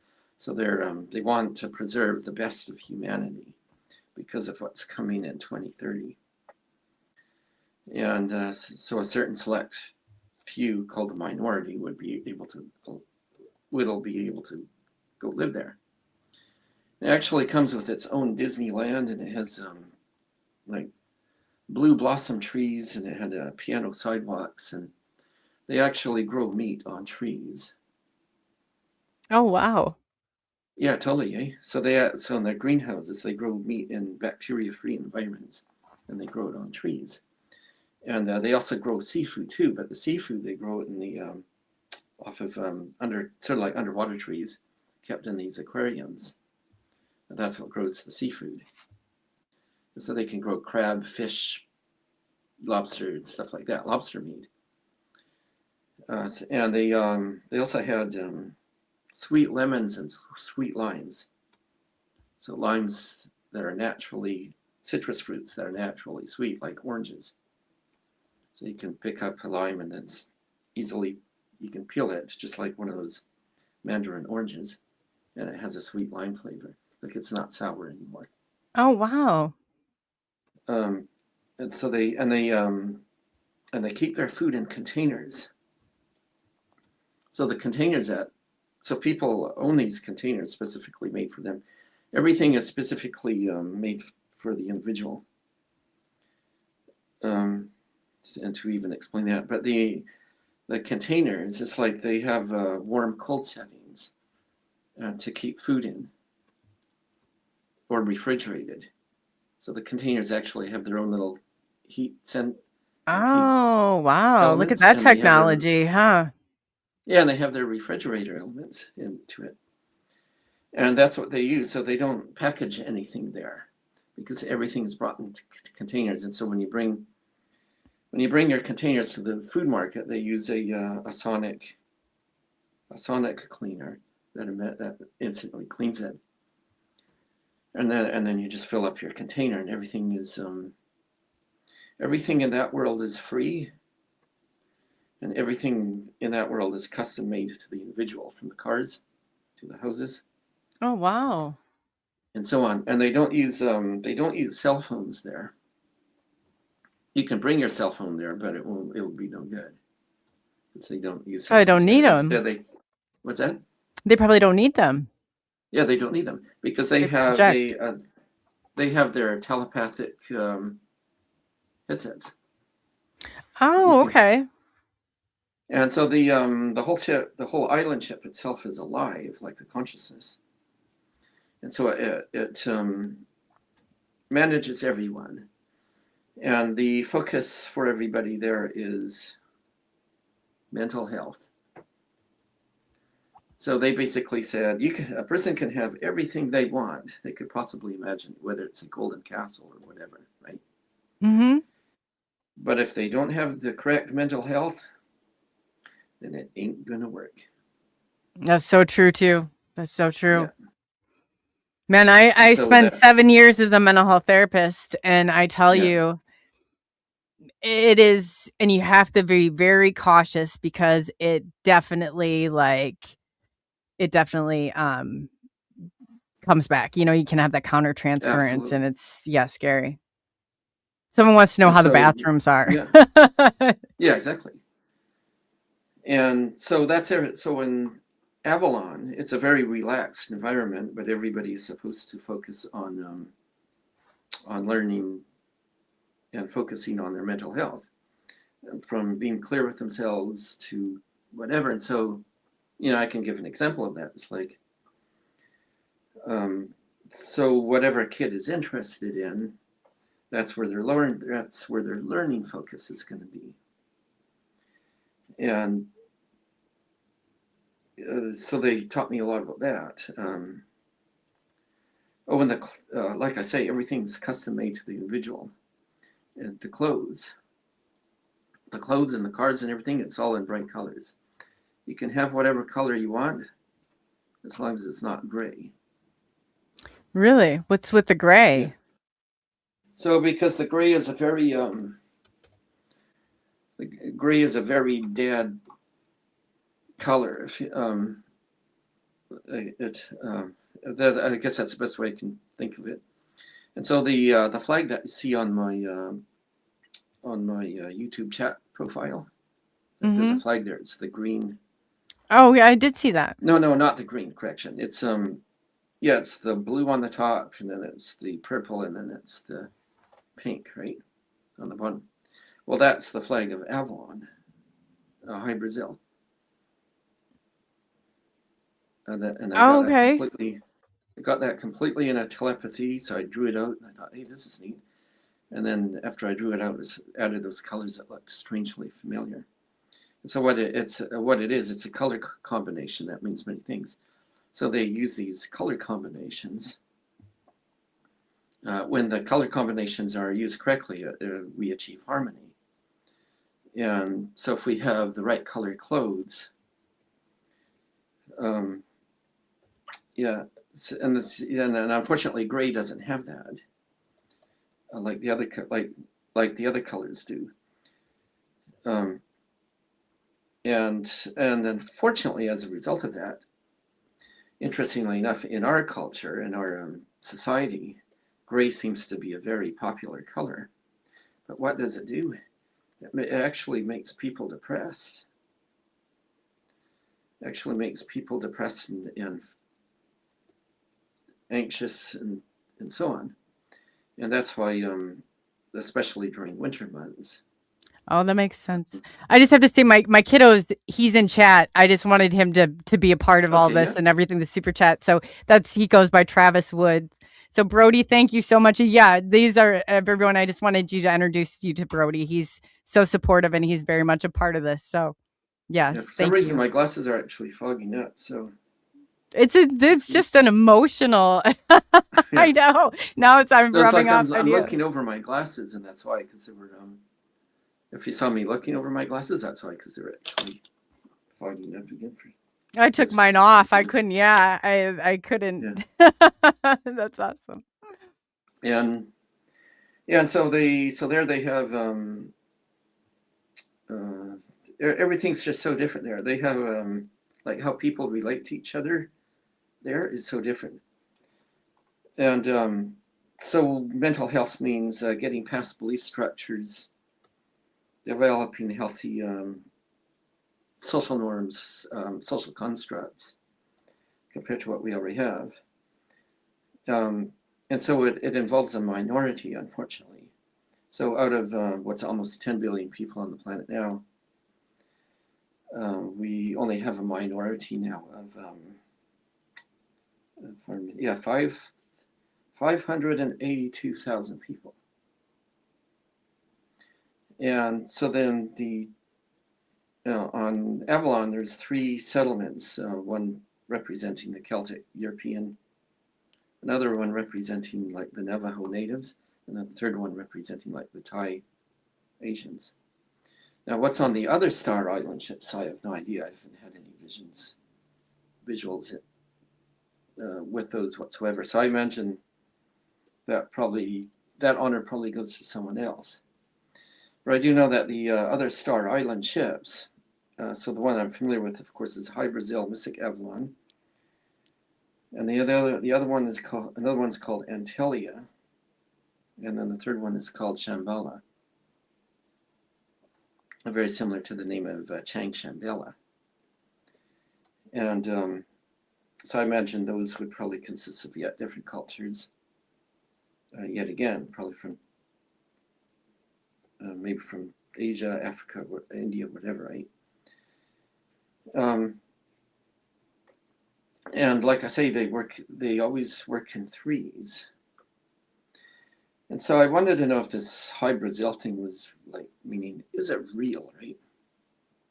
Well, lo and behold, there was a friend of ours who actually did a remote viewing on it. And I'm sure you know this person very well. Her name was Jessica Jones. I was gonna say Jessica J. Yeah. Oh yeah. Cryptid JJ. Hunters. Yeah. I just thought about her today. I need to book her. That's awesome. Yeah.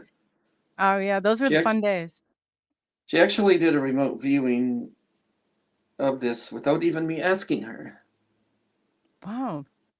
And she did it. She actually, stuff that I had perceived in my vision, she independently got correct. When she was on the last time, we were going back and forth. It was so crazy, down to a tattoo that I have and like stuff. And I was like, man, this is really, it was really cool. And then something ended up flying behind me while we were on there during the show. And I was like, it was crazy, but she's good. She's definitely good. Absolutely. In fact, I was actually skeptical of coordinate remote viewing until I met her. Now, the reason why I was skeptical of coordinate remote viewing is because they used to have this guy on Coast to Coast by the name of Ed Dames.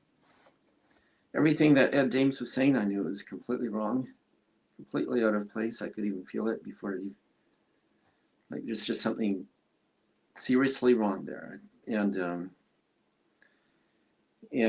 I thought, no, I can trust astral remote viewing because this guy I knew, Chris, was able to demonstrate that for me down to the letter by reading out the first names and last names of kids that I went from a class from 30 and that years just ago, right? answered a big question I had: is can they go into the past and can they go into the future? Exactly, they can. They can. So he taught me some of how to do. Chris taught me how to do a lot of this astral remote viewing. One of the things I wanted to do is to go back in time and check out the time of Jesus. And boy, was that a trip. Wow. What's your technique? I Um, was always taught if you remember what somebody sounds like and Yeah. looks like, that you can, that's how I do it. But I haven't But figured when out I, how you manipulate the time yet, though. yeah, and I can teach you how to do it. Oh, I'd love that. Um, if you have the patience to do it. Oh, Lord. That's something that I'm working on. I have to keep the cool, as I say. Yeah. But yeah, he taught me the technique on how to. It takes a lot of practice, but eventually you get really good at it. And some people are born with it. Like there was another guy in Vancouver here. His name was Adam McLeod, and he was born with it too, just like Chris was. Unfortunately, Chris kind of abused his ability. He was, like, back then when he was 16, he kind of was a little bit rambunctious, and he unfortunately he misused his ability. And what he wanted to do, he wanted to go back in time and assassinate Jesus when he was born. Oh, my So God. anyway, yeah, exactly. And he didn't even tell me he was going to do this, right? And even though it was a remote viewing, and you can't alter the timeline you're in, but you can create new timelines. Yes. Yes, you can. So anyway, him and his friend there, who I also knew at the time, they do a meditation. They go back to try and assassinate the birth of Jesus. And what they actually witnessed, and by the way, it wasn't on Christmas Day when he was born. What they actually witnessed was that there was a comet with a long tail, and the UFO actually came out of the comet, like out of the tail of the comet. Yeah, that's right. The UFO came out of the tail of the comet, almost as though the tail was like a portal, and that UFO was Archangel Michael's ship. Mm-hmm. No, correction. No, it wasn't Michael. Actually, that's wrong. It was Archangel Gabriel's ship. Turns out Gabriel was the father of of Emmanuel. Well, that was his real name. Father of Jesus, Emmanuel, etc. And by the way, he had a twin. Oh, really? Emmanuel had a twin, and his name eventually became. He was named Jacob, but he eventually became known as Apollonius. That was also found recorded in the by the Gnostics. So do you go with the 4? What is it? Gabriel, Michael, was it? Yeah, there was I can There's- name them. So there's Gabriel, Michael, and then there was Raphael. Raphael. That was the third one, and then there was another one. Yeah. And those beings, yeah. They beings like were all 4, like the compass, right? Northeast. Yeah, Okay, that's what I never thought of it that way, but yeah, let me think. Gabriel. Let's see, Gabriel, Michael. I say it begins with an A as Ariel. Ariel. Yeah, Ariel. That was the same. And so, yeah, Ariel. That's right. So anyway, they were actually extraterrestrial type beings that actually had a settlement here on Earth, and their settlement was located in Florida, if I remember correctly. So I would also this would also be confirmed by Billy Meyer. Okay. And so when Chris went back in time to try and take out Jesus, or Emmanuel, whatever you want to call him, suddenly this beam of light comes out of this UFO, and this tall, blonde-haired, blue-eyed, angry being comes up to him and basically says, "From this point on, I won't allow you any more time travel, like astral time travel, remote viewing, etc." And after that, he couldn't do it anymore. So it's almost like this memory. So if you think about it, this memory of this being going back like a little over 2,000 years ago now, actually does this to him in our time. Huh. Wow. And so every time he tried to time travel, remote viewing anywhere, this tall, blonde-haired, angry Nordic being would appear to him in the astral and basically say, "No more." And that basically ended his ability to astral remote view in time. Anyway, he could still astral remote view in the present, just not back in the past anymore or the future. Huh. Wow. And or I did get him to remote view me in the future back then. So it was 1993. He did remote view me back in the ancient Mesopotamia, Samaria, to confirm what that was all about with Gilgamesh. And then he also went from 1993 up into 2003. And he actually said, "You're going to be living in such and such apartment." And he was correct on that. And he also said, "In a nearby park, I see this massive protest going on. It's a massive peace protest." He didn't quite understand what that was all about. And then when February 2003 rolled around, there was a big, massive peace protest in the park in regards to the U.S. invasion of Iraq. And everybody was protesting that event. And so I actually did move into that apartment.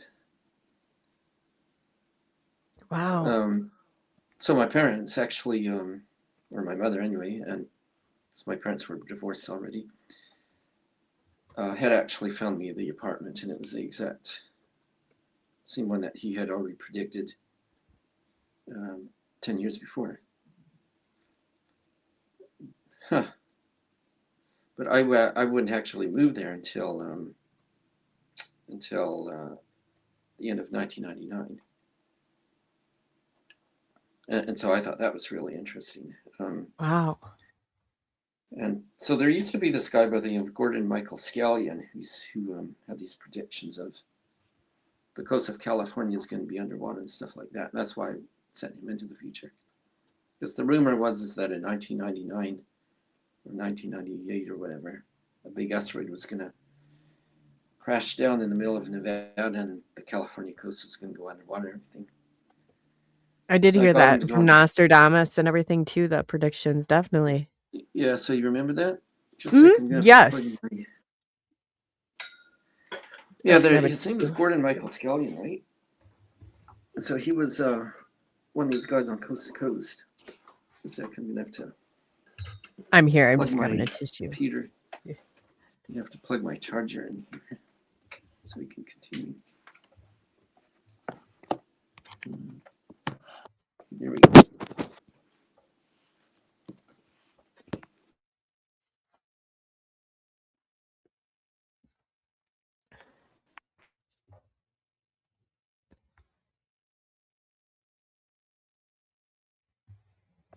See the coast going underwater or anything like that.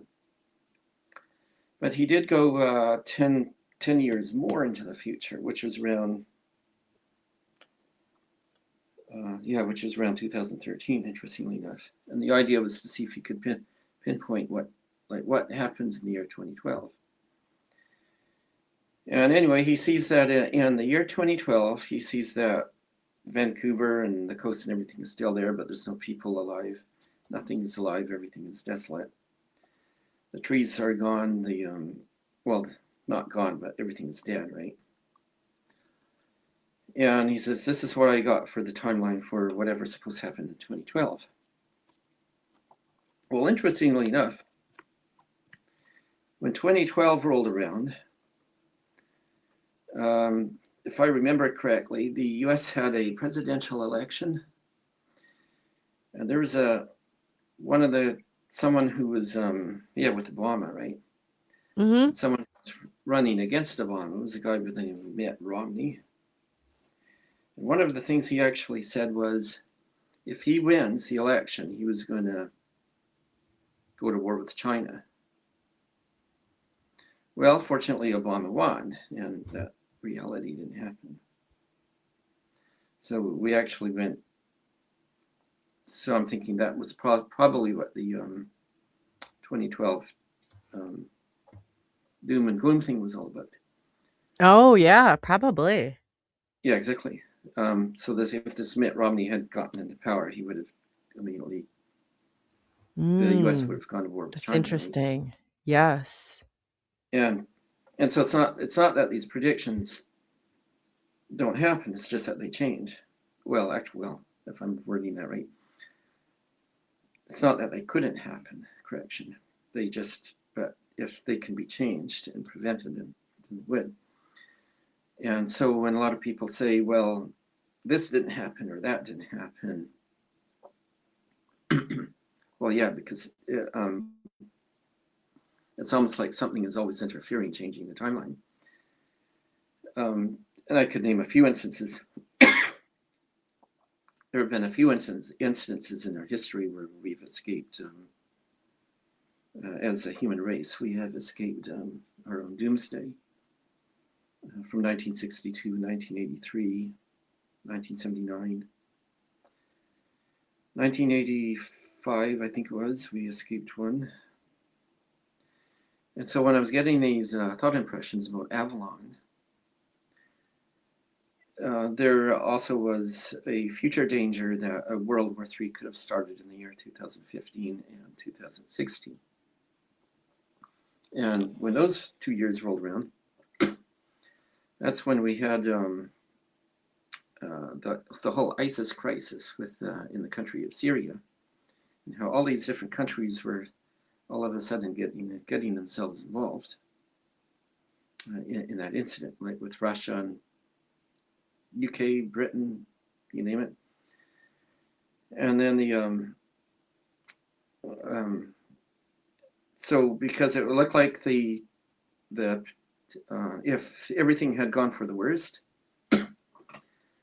the ISIS dudes would have actually ransacked Europe and so forth. But the Russians prevented that from happening. And that's why the so-called deep state has so much anger towards Russia. But we got through that. So we didn't have to suddenly randomly evacuate to Avalon or any of the Star Island ships in 2015 and 2016. But the final date, the final last one, would be around 2029 and 2030. Okay. Now, what we have to be careful of in that time, this is kind of how I understand it, is that so the global overpopulation is actually going to reach a whopping 10 billion people, I kid you not, by the year 2029, going into 2030. Now, if that happens, we could actually, there's something that's actually called a critical mass distraction. And what psychics and remote viewers and people are now seeing is that the whole world could go into a global dimming, like a deep freeze, just like what Art Bell was talking about, called the coming global superstorm. And so that's when we actually go through like a mini ice age effect as a result of global dimming from to so much CO2 and other gases, etc., within the atmosphere. So it's a climate collapse is what it is. So it's not an atmospheric collapse. So an atmospheric collapse is if there's so much CO2 in the atmosphere and then you run out of oxygen, and then nothing moves through that. But in this case, it would be a climate collapse. And so anyway, that which may actually also be the result of that now that this AI situation is advancing, like they already have working robots, just like just like you see from our Star Wars being developed primarily in China, along with the quantum computer there. A quantum AI computer which has the capability of outthinking everybody. Yeah. Outthinking everybody to the very point that with the intention of assimilating and eradicating all life on Earth, because the AI would consider us to be like a cancer. And so Yeah. Oh gosh, I know. yeah, and so this AI also has this means of, or it's also begun to release all this smart dust into the environment. So just like the Borg on Star Trek, to assimilate humans, to assimilate birds, insects, everything with this smart dust, all the animals, all the fauna, flora. Well, I don't know if it would assimilate trees or not, but or plants, but definitely all the fauna. So like from deers to cows to birds to fish to insects, you name it, right? And so if this means the end of, if the AI eventually decides the end of humanity as we know it, then my understanding is that the Sasquatches and the benefactors, etc., at that point, if it reaches that point, just may blank out all of China. Yeah. So it may actually, it may blank out China, like just like, or not just blank out, but like a complete blackout. So, and so that there's another extraterrestrial group, there's a guy by the name of, I think you had him on your show. His name was, I just slipped my mind. What was his name? But anyway, he talked about how the ETs he was in contact with was actually going to create like this massive. Oh, Jeff Silver? Yeah, Jeff Silver. Okay. Yeah. So he's from my part of the world too, right? Yeah. Yeah, he is. And so he kind of explained it too. So that they may actually create this massive solar flare that would actually temporarily bring down the electromagnetic field of the Earth in like a big huge polar shift, etc., which is primarily designed to knock out all electronics, all AI and everything. Oh, a magnetic pulse. Yeah, like a big huge massive magnetic pulse across coming from the sun at a very specific time that would knock out all of the AI, everything digital. Everything digital. And it would be so massive, it's like not even Faraday cages would be protection against it. And then the ETs would go on in and bring to trial the ones who are responsible. You have to, if you have a chance, if you ever watch, it's called 3%. I think it's on Netflix. You should watch it. It plays all of it out and how they go to this island that's perfect, like these domes, but they have to. I mean, you definitely like it. It's very similar to my story. Yeah, very similar. Wow. So they actually go like with what I'm getting. There's like 3 island ships.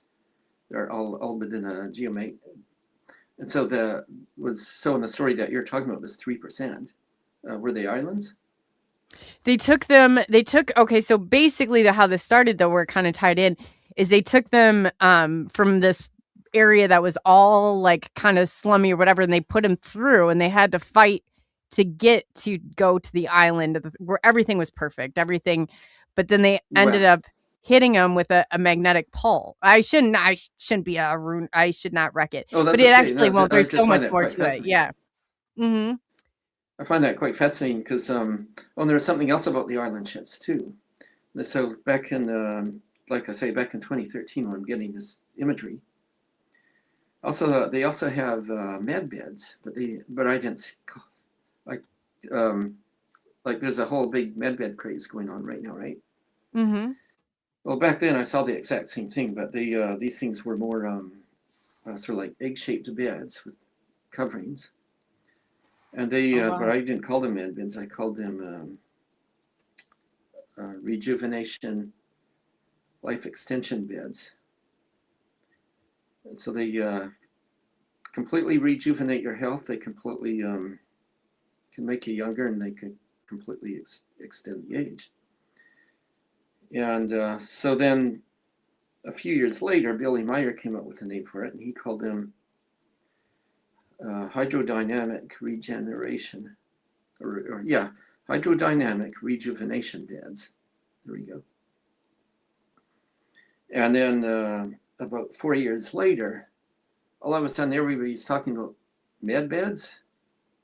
Like, oh, where did that come from? So one of the things I mentioned about High Brazil is that every technology that they release there that would be available to the public would have to become available here first. Like meaning people would have to be familiar with it first in some form or another, even if it's a technology not being used yet. Where they have to tell us about it. Yeah, so they don't Right. have to really tell us about it, but for some reason, our technology has to match whatever you find on the island ships. And now that's happening. And there was some other weird stuff too, like I saw 3D printed homes back then. Well, 7 or 8 years later, China came out with it. I'm like, hey, wait a minute, I've seen this. Yeah, that was in my Avalon idea, my Avalon Island idea. And so what I mean by everything's custom made to the individual, they have these 3D printers that print out cars, clothing, and houses, etc. Wow. See, when I went to an area, it was almost like a house of it was like I want to say like a sand. It wasn't as concrete as but it was kind of like a designer world, if that makes sense. Yeah, that sounds very similar, very much the same. And so in our society, people build houses as an investment rather than something that would be suited It's to a you. necessity. Yeah. Oh, yeah, that's true. Yes. Yes. And it's even But becoming in- more cardboard cutout as we go along. Definitely. Yeah, exactly. So people are living in houses that they don't really want to live in, but they do anyway because they see it as a financial investment. But in Avalon, it's different. In Avalon, every house is custom made to you. And so they have all sorts of styles from like absolutely gorgeous, beautiful styles of home from Victorian houses to medieval, what do they call them? Whimsical. Whimsical fantasy type houses, Disney-like sort of, right? Sure. They Yeah.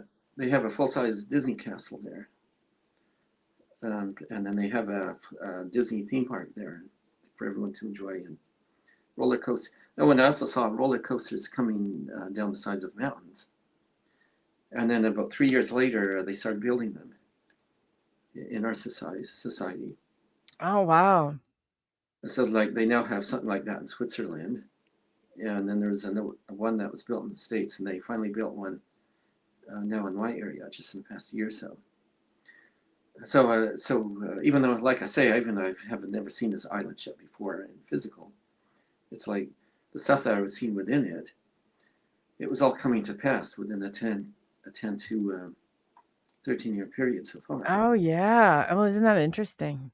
Yeah, totally. And Even then, the LED lighting, when I first saw my first UFO, I said, we didn't have the LEDs lining all the rooms like we did now. There wasn't really a name, like. yeah, kind of like that. Yeah. And then it kind of all comes into play. And I'm like, wow. I mean, how it just, it's like with ET, you want the answers. They're not going to give you direct answers. They give you like a piece and you have to go on your journey and you have to figure it out. But it always all comes together. It definitely always all comes together. Yeah, definitely. And like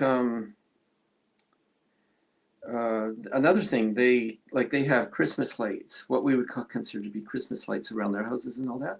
Mm-hmm. Well, they have that all year round. Like, in other words, why confine it just to Christmas time when you can have it all year round at nighttime? And the way you can light stuff up in the holographic, I mean, is just unbelievable. I mean, to think about it coming 20 years ago, you'd never even be able to wrap your mind around it. Oh, exactly. And and the clothing they have is like glitter clothing. So they have this so traditional European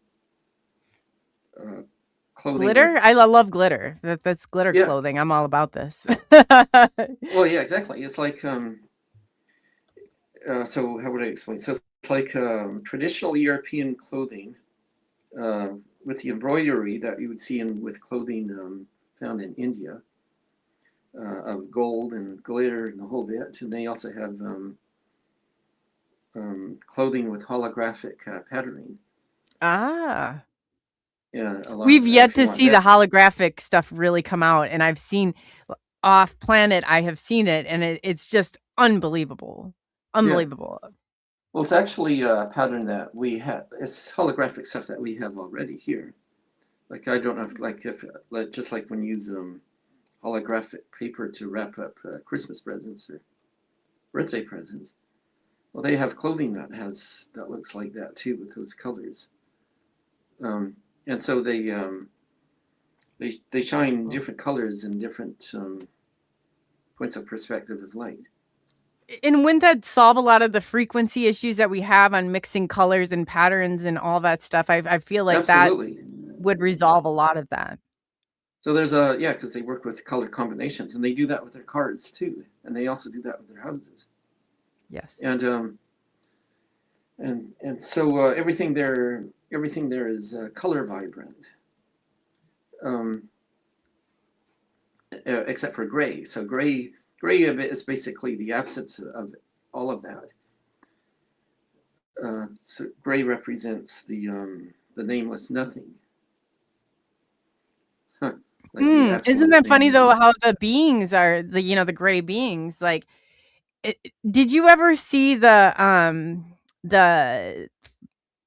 fluorescent the glow of them at all? Have you ever witnessed that? I haven't seen that, but it doesn't.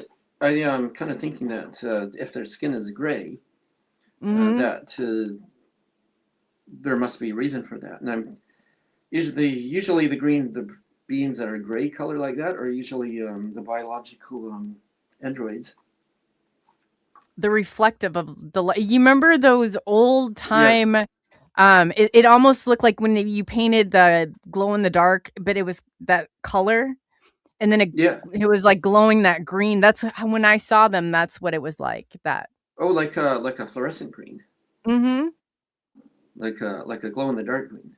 Yeah, they were, and I did not know I worded it at that time is that they were reflective of the light, so but I didn't know how to put it. Yeah. If they're placed under a black light. Mm-hmm. And then you get those bright colors like that they. Popular back in the 60s and then again in the 90s. It was where they have a black light shining over a fluorescent colored poster and then bring out the colors like they were glowing. Yeah, there's and do you remember you used to get the paint, and the paint was like that grayish like white color, and that's exactly like that color when you shine it under the black light. No. And what's really crazy is I had no idea, and then Daryl Sims came on, and I didn't realize like this. And Jay Austin, who does the Thursday shows with me, he's got a picture of it where if you catch it after, where he was like, I guess Daryl said, take a black light if you feel like you've been taken, and for 3 days, the traces of this fluorescent, and I guess there's different colors mean different things, will have transferred on you, and it's something that will, within. I said. It's crazy, because I did not know all of that. I have heard of people doing that with checking their cattle from cattle mutilations. So cattle that hadn't been mutilated was actually marked with this invisible fluorescent paint on it as well. Oh, This wow. is kind of Yeah. something Huh. else we didn't really touch on. That's when I tried to do a lot of remote viewing in regards to the missing 411. Oh. I Right. had somebody on who was he was really good with remote viewing. You probably be really. I'll have to find his name again. I was going to have Yeah, him back on. are you thinking of Derek? That one? No. Oh gosh. Because What is he was able to do astral remote viewing too, right, Derek? this guy did? Uh, He literally did like on missing people, and he'd have to come back and tell he's like the families. I just remember when he's on, I just contacted him again to come back on, and his name just slipped right out of my head. I can go back and look, but he was really good. He had all these orbs that were showing up at his doorbell is how this all well, started, and he was a remote viewer. But I said, now when I go or I've learned how to travel, you show up as like an orb. I always People have said it's like a white orb, but that's how you remember what somebody looks. And so I was asking, kind of going into it, I'm like, I'm wondering if these weren't other remote viewers. I mean, if you had oh, seen this footage, it was just insane.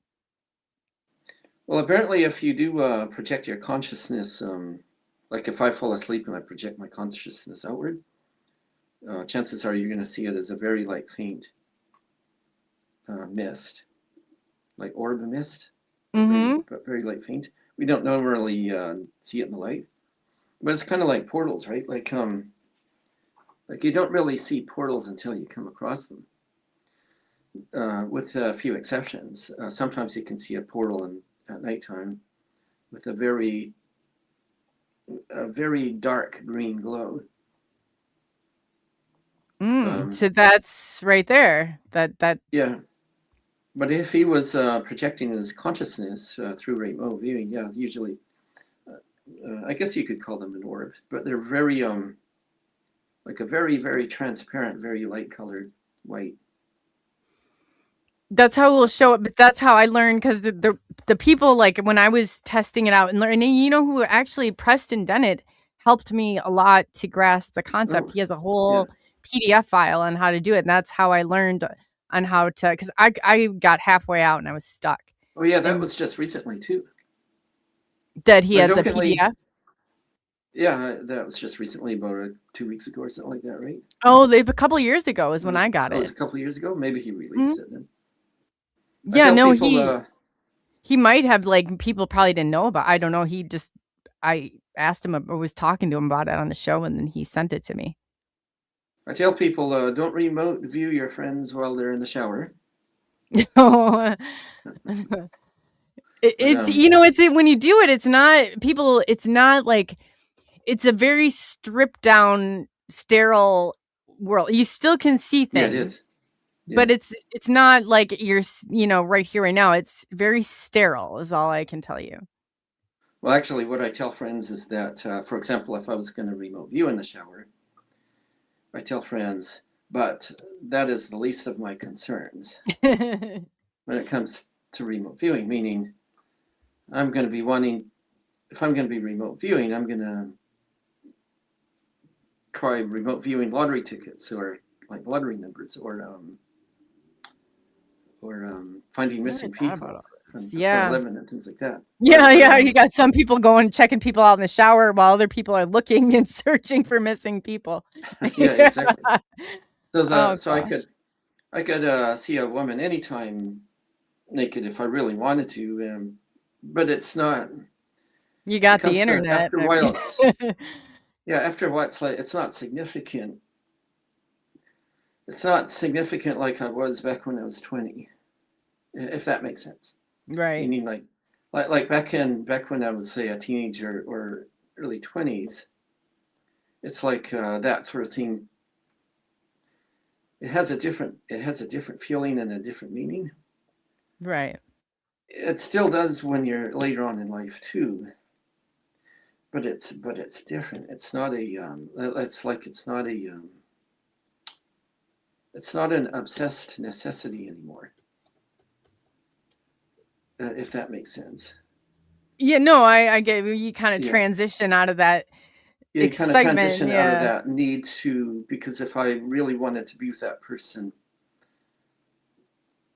it's like, how do I even explain it? It's like I could just, I'd be better off just to be with that person and go from there, rather than just trying to remote view them. And I guess it's because I Yeah, guess I that's kind kind of of think that creepy when you say it like that. Yeah. because when I was growing up, I was made to feel afraid of the girl I loved, and so because of that, as I was in high school and that, I couldn't go near her without feeling anxiety of just even being near her. So I couldn't talk to her, couldn't be near her, any of that. And then when I finally went into therapy to overcome that, then the sudden realization of it was, oh my God, I was no better than a stalker. What was the significance? Did you ever think they were keeping you away for a very Um, specific reason? it was like I kind of wonder about that, and I think it's because one of them didn't. One of them, or more than one of them, they didn't, because I have a dyslexic disability. They see me as being in the future as being unfit to marry, unfit to date, Oh man. and unfit to have kids, that sort of thing, right? Mm-hmm. And so I And that never was a married. mindset. That really was a mindset back then. Yeah, it was a It's mindset that was unbelievable. imposed on me Mm-hmm. quite constantly, right? And Oh, so I'm so sorry. yeah, exactly. So I never managed to marry or any. I never had kids, never married, any of that. I never Um, married either. That helps. yeah, But yeah, they right. do find a way of like, and I feel like a lot of it is by design. Yeah, and I Brody's kind of wonder dad about passed that away too. when he was 18 months old, and it really it made it really tough to kind of trust a lot of that, that somebody's going to be there tomorrow. I think for whatever reason somebody goes through different, it seems like our segment of the population that it really does run in its course. I mean, it's like these things that are so far and few between in other people's worlds we get nailed with them daily, Yeah, exactly. so to speak. And so because I wasn't dating, I couldn't go near it. After I gave up on the girl who I had a crush on, and then I discovered, hey, I have anxiety around the other girls too. So eventually got to the point where I'm just not going to date. And so what did I do to fill in that time? Study UFOs, research UFOs, everything there's to go with that, aliens. So that became my hobby. That replaced dating women. Huh. Oh wow. Well, see, I didn't encounter, now that I put it together, I think they're kind of Yeah, all blend together, but mine was 2017. But from that day, it changed everything about me. Everything. I totally understand. Yeah, definitely. I was starting, I mean, I could have cared less. I was off, like, what I was going to wear the next day, to trying to solve Einstein's unified field theory. I mean, it was so uncharacteristic of me, but I love the me now. I did not, that other me was very shallow, not very, there wasn't much depth to her, I feel like. Yeah, exactly. And as we get older, we come more to terms with that. Yeah, as we get older, we become more self-aware, more mature, and so the way that our world is now, it really doesn't do any justice, because it's like it's almost like kids are expected to date as soon as they become teenagers. No, But I told really my we kid, don't. yeah. But really we don't mature unless we're gifted people somehow. But really we don't mature until many years later. We're Well, you healed. think about it, every segment, I'm like, there's no way before now that I would even be ready for, this, because how much change there is. And the last person I was Yeah, with, they were yeah, like, exactly. you give up this search, this podcast, all of Yeah, this stuff, or, and I wouldn't. It was the first time I like took a stand for my life. And I was like, you know what? No, I'm not giving up any of this for anybody. Like, this is a part of why I'm here. It's like be like taking my core at that point in time, is really becoming, I mean, it's a journey. You don't start off, I mean, it's like day one, okay, but I mean, it really does. And everybody I've talked to, it really takes their life in a direction that they didn't see, but a much needed one at that. Well, not only that, here's one for you. The two most known taboo, correction, the two most known taboo things in our society is sex and UFOs. Yeah, I know. I've had it used against me. I've had this used against me in court of law. Yeah. My show is, but they've gotten up and they called me a quote unquote conspiracy theorist. I have been taken against my will over the show and not saying and getting up on the stand and saying that what I was saying wasn't true. And I was like, I won't do that. I will not do that. And I'm like, this is exactly. crazy. Is this the United States of America, or is this, and so there's been a little friction there, but I've always fought the system, not just to fight the system, to fight the people for the system. You know what I mean? For the people. Like in Canada, it's a little bit different. Yeah. So in Canada, it's a little bit different because you can have it as a hobby, just like, because that'd be like somebody doing the same thing just because you're a Star Trek fan or a Star Wars fan. Yeah, it doesn't make any sense, but they're very adamant, like, here on it. I'm like, how is this?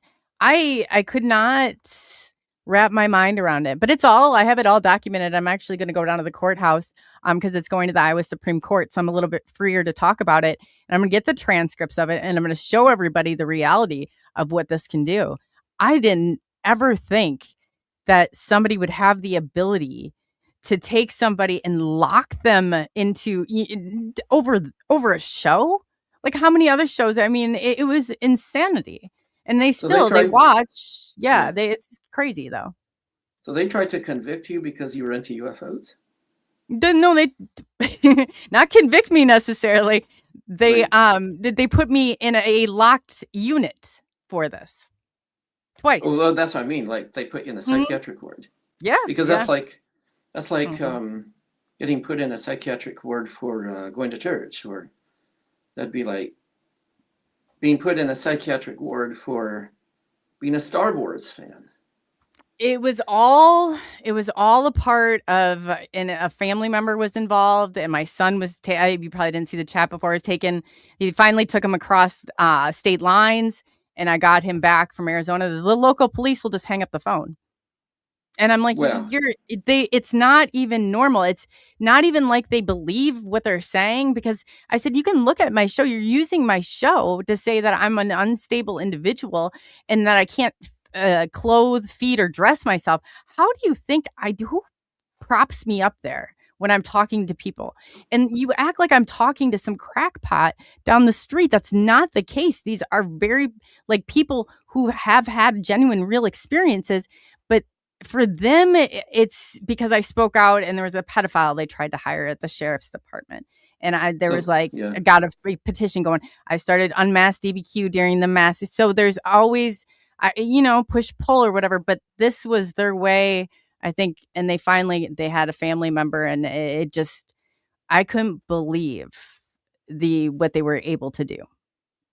Sounds like they were just trying to pin you on whatever they could find, more so than, say, an actual interest in UFOs. So they're just trying to pin you on I don't know what it boils down, if one's a part of the other, but it seems like now, in talking, I was even talking to Jeff Selver, and I can't remember who else, but there's been this is not uncommon. People just don't talk about it because they feel like it discredits them. And for me, I'm like, I want other people to know that if you've had this experience or this has happened to you, we need to stand together, because there never should be a day that you can't talk about a UFO, and then all of a sudden then they're saying you can't. I'm like, they used it too, because I was a mental health therapist for 7 years. So when they did that, guess who I faced? It shamed me in front of all my old coworkers, in front of, I didn't, I guess it shamed, that's what they wanted to do, I believe. But I mean, I said I embraced it. I really did it. This will be a learning lesson for everybody, and I won't be quiet about it. I had to kind of limit what I was saying, because I was telling people to call my local police department because I know they openly said that they watch and monitor it. And I said, okay, my attorney said, just kind of back down off that ledge a little bit. But it's going to the Iowa Supreme Court, and it's all there. It's all there. They even had a guy going around with a salt shaker that thought I had demon scratches. And they are the ones that called me and told me for our safety. And guess what was used against me? Even though that case number and the police are the ones that reported it to me, it was flipped on me. Like they Wow. created this whole like structured environment. And I was like, are you insane? You are the insane people. But if you had seen it, go into court, all the cameras are down. All the cameras. And I said, well, in the one little area of the courthouse. And I said, what about the generators? You have 10 generators out back. And I went and looked and I did, that kind of research. And why can't we go to a different courtroom? Well, I'm like, so we can trust, but I'm getting the copies of all of that, the transcript, because there is no video, because they knew I would take the video and I would release it. And if people saw and heard what somebody who took an oath to protect our Constitution and protect our freedom was doing and saying, they wouldn't believe it. But it is going to come out. Like I said, I just talked to my attorney today about getting all that paperwork so I can release it after this kicks through. It will be an eye-opening experience for everyone. Makes me kind of wonder what Steven Spielberg must be going through. Huh. You never. Well, he's got so much money. He's if you have enough money, it's like you can ride above the system. But I always thought, a part of me always felt like I was a little untouchable when it came to this. Yeah. I didn't worry about it. In the beginning, we didn't have it wasn't transcribed, all of the stuff. They told us they didn't care what the civilians had to say, for the love of God, Yeah, really. They just wanted to talk to the military. They didn't care. So I was out talking and telling truth, about everything. And then I remember the first bite back. I'm like, oh boy, everything we just said has been transcribed. And then I hear Stephen Bassett say, oh no, they're really basically done with the military. They want the civilian experiencers now. And I was like, oh, right, go figure, And I started telling people like, hey, you guys, you need to be careful and cautious. We need to stick together. We need to have a plan here, because the point that disclosure hits, there's actually a play-by-play, hey, how to keep yourself safe. Your local media is going to start to come for you. You're going to da-da-da. I mean, it's all written out. And I was like, and here we are. Everybody thinks they're a one-man band. Not here. Yeah, really. Not here. This is we are, that's what is so important for me. I've always wanted to build and have that team, because we're doing this. It's a collective. It's not one person. We all have our different roles, but we're bringing it out together. And that's the only way that you're going to get movement.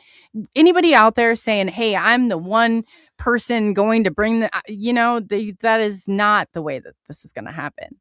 And it's not the way you're going to stay protected, because you're a target then. You're throwing yourself out there with a big target on your back.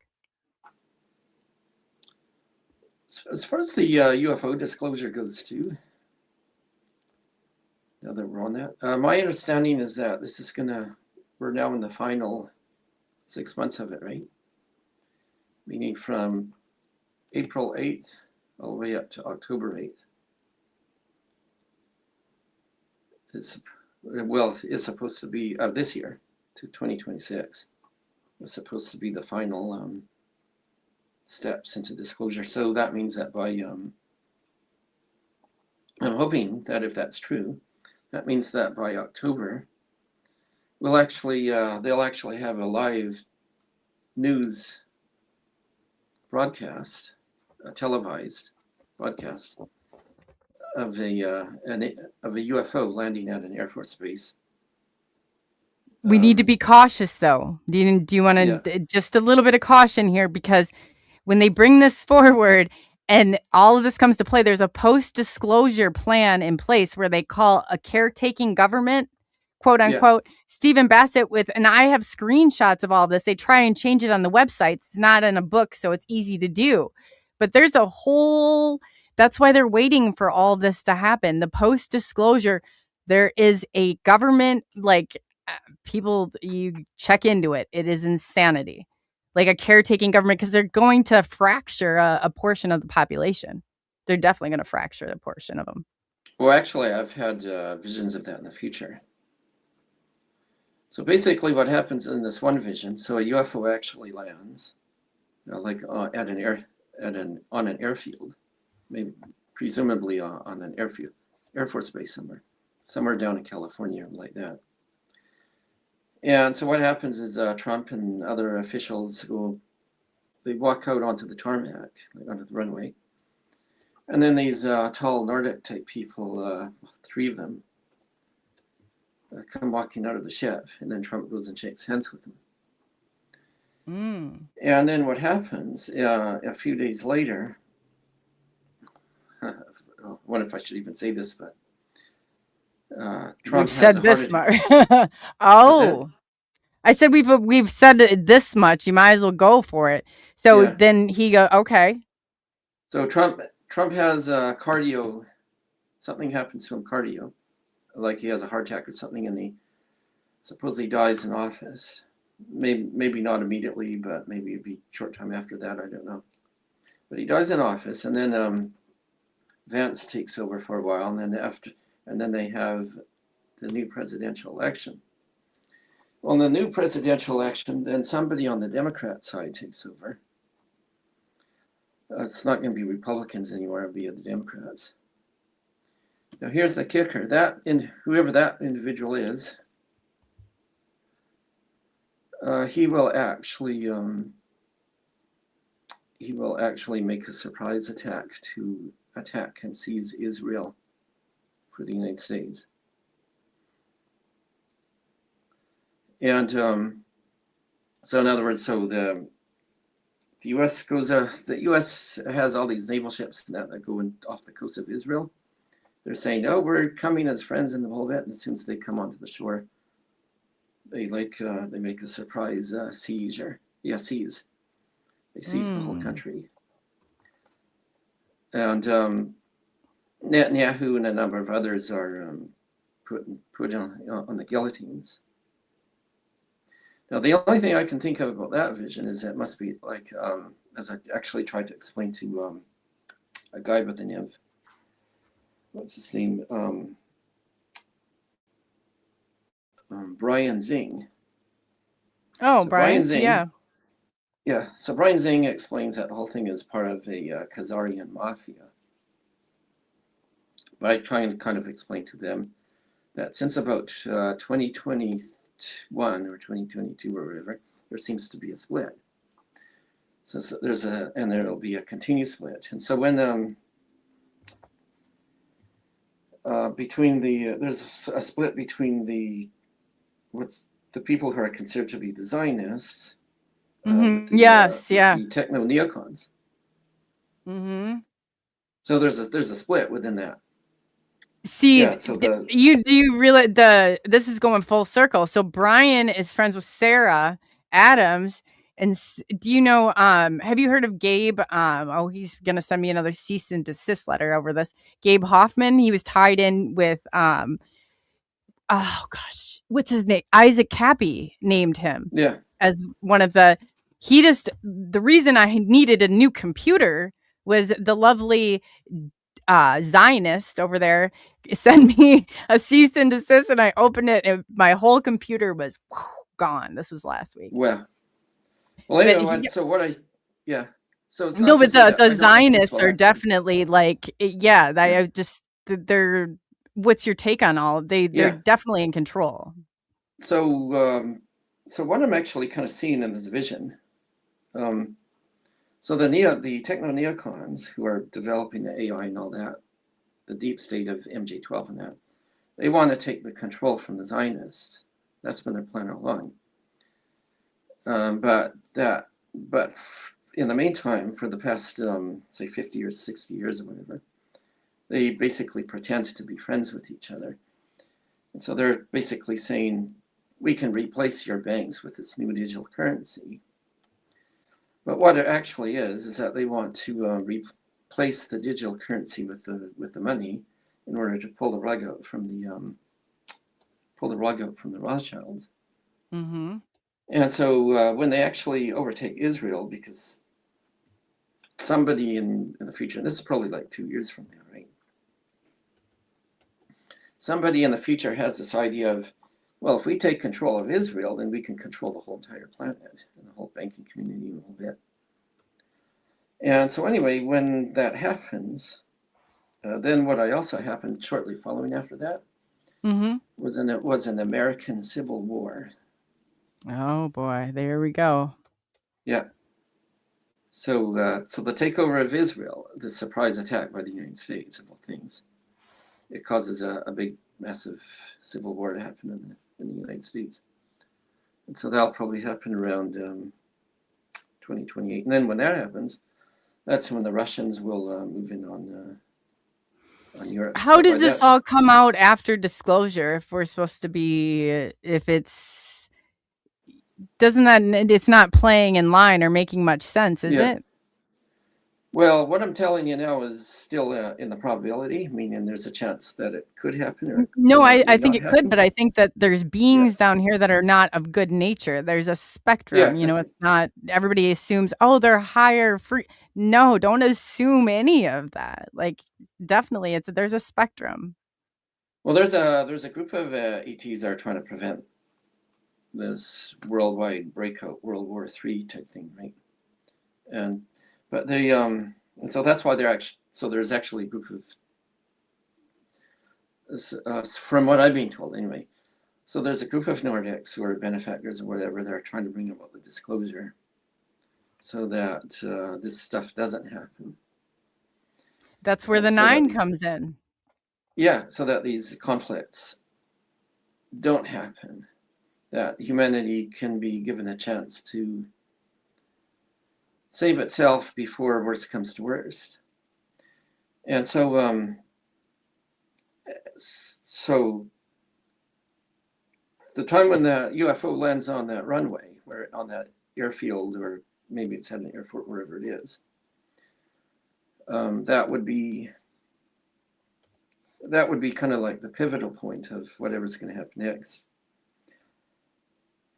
And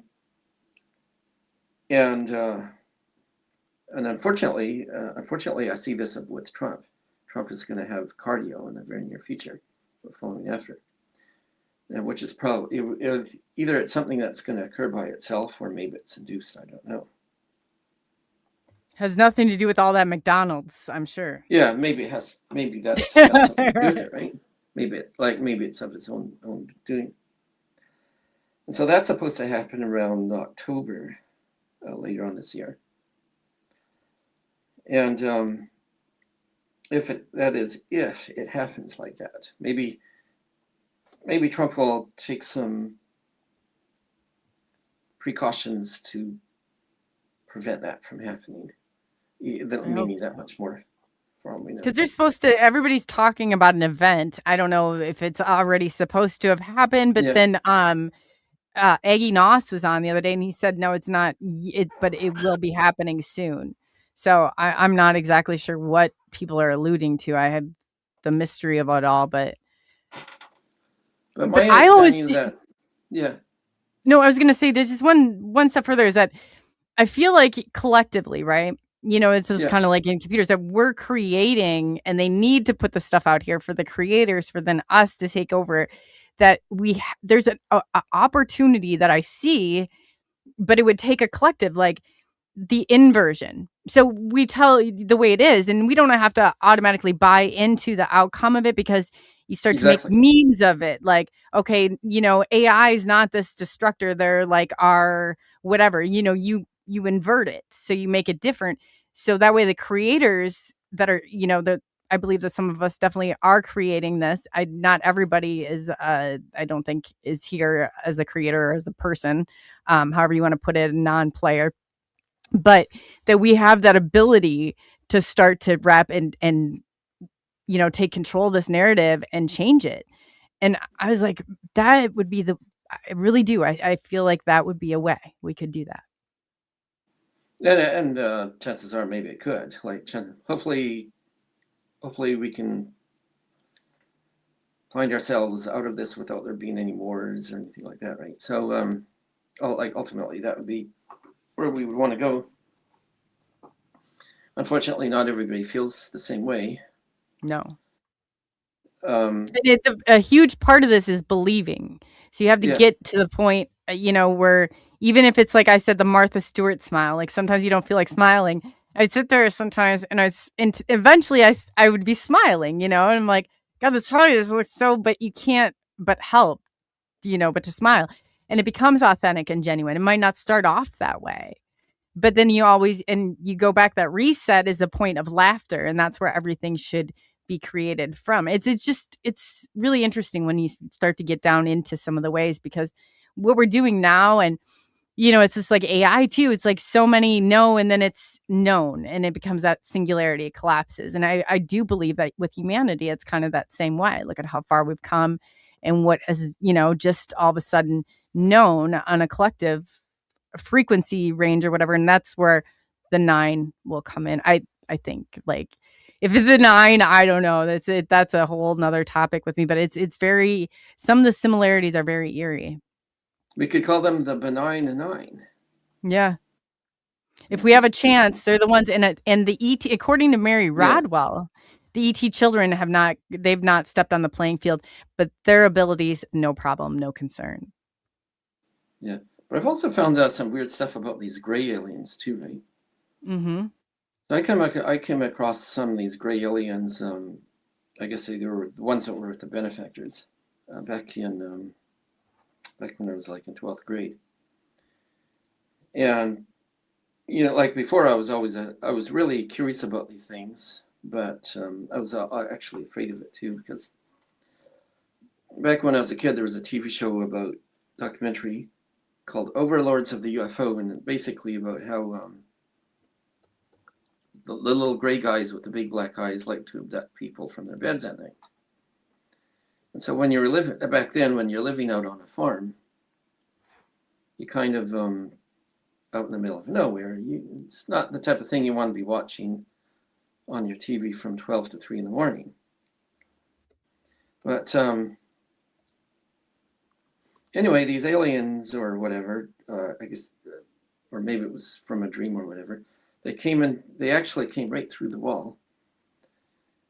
But they didn't abduct me or anything like that. They just kind of sat beside me on the bed and decided to have a conversation with me, basically saying, we don't want you to be afraid of us. So we thought we'd come and have a talk or a chat. And so that's what I did. So I ended up asking them questions like, what's school like on your planet? Or something like that. And then they said, we don't have school on our planet because we just upload directly into our... That's a part of that whole Slinky system. It's like recording. Yeah, they just upload it directly into them. Mm-hmm. And then that's when they proceeded to tell me that they were actually biological, artificial intelligent robots. They would have to be. To a certain point. What I found very strange about them is they were the only ones where I was restrained. And I remember asking, however, but it was very even odder, is that I could see myself, like I had split or something. I could see myself, but from the view I was at, I could see them. And I just remember looking into those eyes and oof. And I mean, that is a whole nother like wowza on its own. But they said, I asked why am I being restrained? And they said due to contamination, but whether it was us that would contaminate them or them contaminating, I don't know. I'm assuming it was the fear of us contaminating them, but. Okay, they didn't paralyze me or anything like that. They just sat next to me on the bed and we had a conversation. I guess You were in your space and I was in their space, their time. Yeah.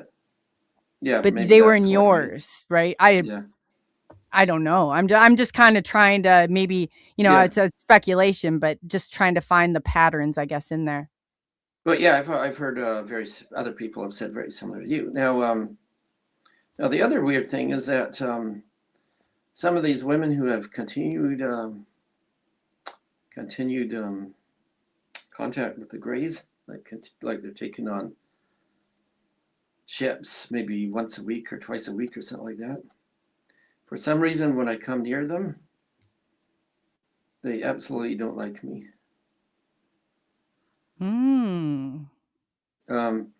So some of these, and I don't know what that's all about. Like, for example, I met Whitley Strieber once. And, usually it's with these women who are having these abductions, right? But sometimes men too. So I met Whitley Strieber once at a conference, walked up to him to say hi and shake his hand. And all of a sudden, without warning, he just had an outburst of anger of, "Get the F away from me now." Yo, you pose a threat to them. You must be able to see something. Just that they came to you the way that they did. That's interesting all on its own. That you were not restrained or contained. Yeah. Yeah, and but it's just weird. Like, and so when Whitley Strieber had this big outburst, and it was, people were lined up behind me to sign his book. All of a sudden, people are like, "What the hell?" And even his wife, Whitley Strieber's wife at the time, he was like, "What was all that about, Whitley? That's not like you to just suddenly burst out in anger towards somebody who's just coming up to shake your hand." And I wasn't expecting it because I've read some of his books back when I was younger. But anyway, I did see it happen with some other women too. Not very often, but every so often I'll come across a woman who's had these abduction experience, and if I get too close to them, they'll have an outburst of anger. Oh, wow. The programming short-circuiting. Yeah, and it's like kind of a mystery to me because it's like I'm not looking for trouble, right? It wasn't like I'm not looking for a confrontation. And what's also kind of interesting about this is somebody in particular who I had friended on Facebook, Dolly Saffron. Oh, yeah. So I friended her on Facebook, and I get this feeling or telepathy saying, "Be careful with this one." But that's about all I got in that. And I thought, well, as long as I'm friendly and everything, and I even supported her and all that. And so they had this show on every Monday called The Light Gate. Oh yeah, I've been on there. Yeah, and so and then about a year later, Preston Dennett and Dolly had they both have a birthday, I think, on the same day. You know what? Okay, so this is so weird. Preston's is May 6th, mine's May 7th, and Dolly's is May 8th. Oh, wow. Yeah, we all go, that's how I remember. Well, Preston is a complete opposite. Like, Preston is like the most loving person in the world, right? They've kind of switched. I don't think people realize they were in a relationship before. I mean, I've known for quite some time, but I think it was more on the DL. I don't know. Oh, yeah, I knew that they were in relationships. And so anyway, so I wished Preston Dennett a happy birthday. And then I wished her a happy birthday about a day or so later, just as you mentioned. And all of a sudden, she completely deleted me and blocked me on Facebook. No explanation, nothing. I could tell you what I have an explanation on, but when somebody's story has changed and there becomes a whole elaborate extension on there, I'm going to feel as though something might be off. Yeah, exactly. And I actually noticed that with Dolly afterwards. Yeah, her story had kind of changed a bit. Yeah. And I can say specifically because she used to emphasize that the being said, time travel doesn't exist. Well, anyway, about 5 or 6 months later, she started saying about how she kind of time traveled back into her own past or something like that. And there was a painting. You know that story? Yeah. And I'm like, I cringe. Well, I cringe.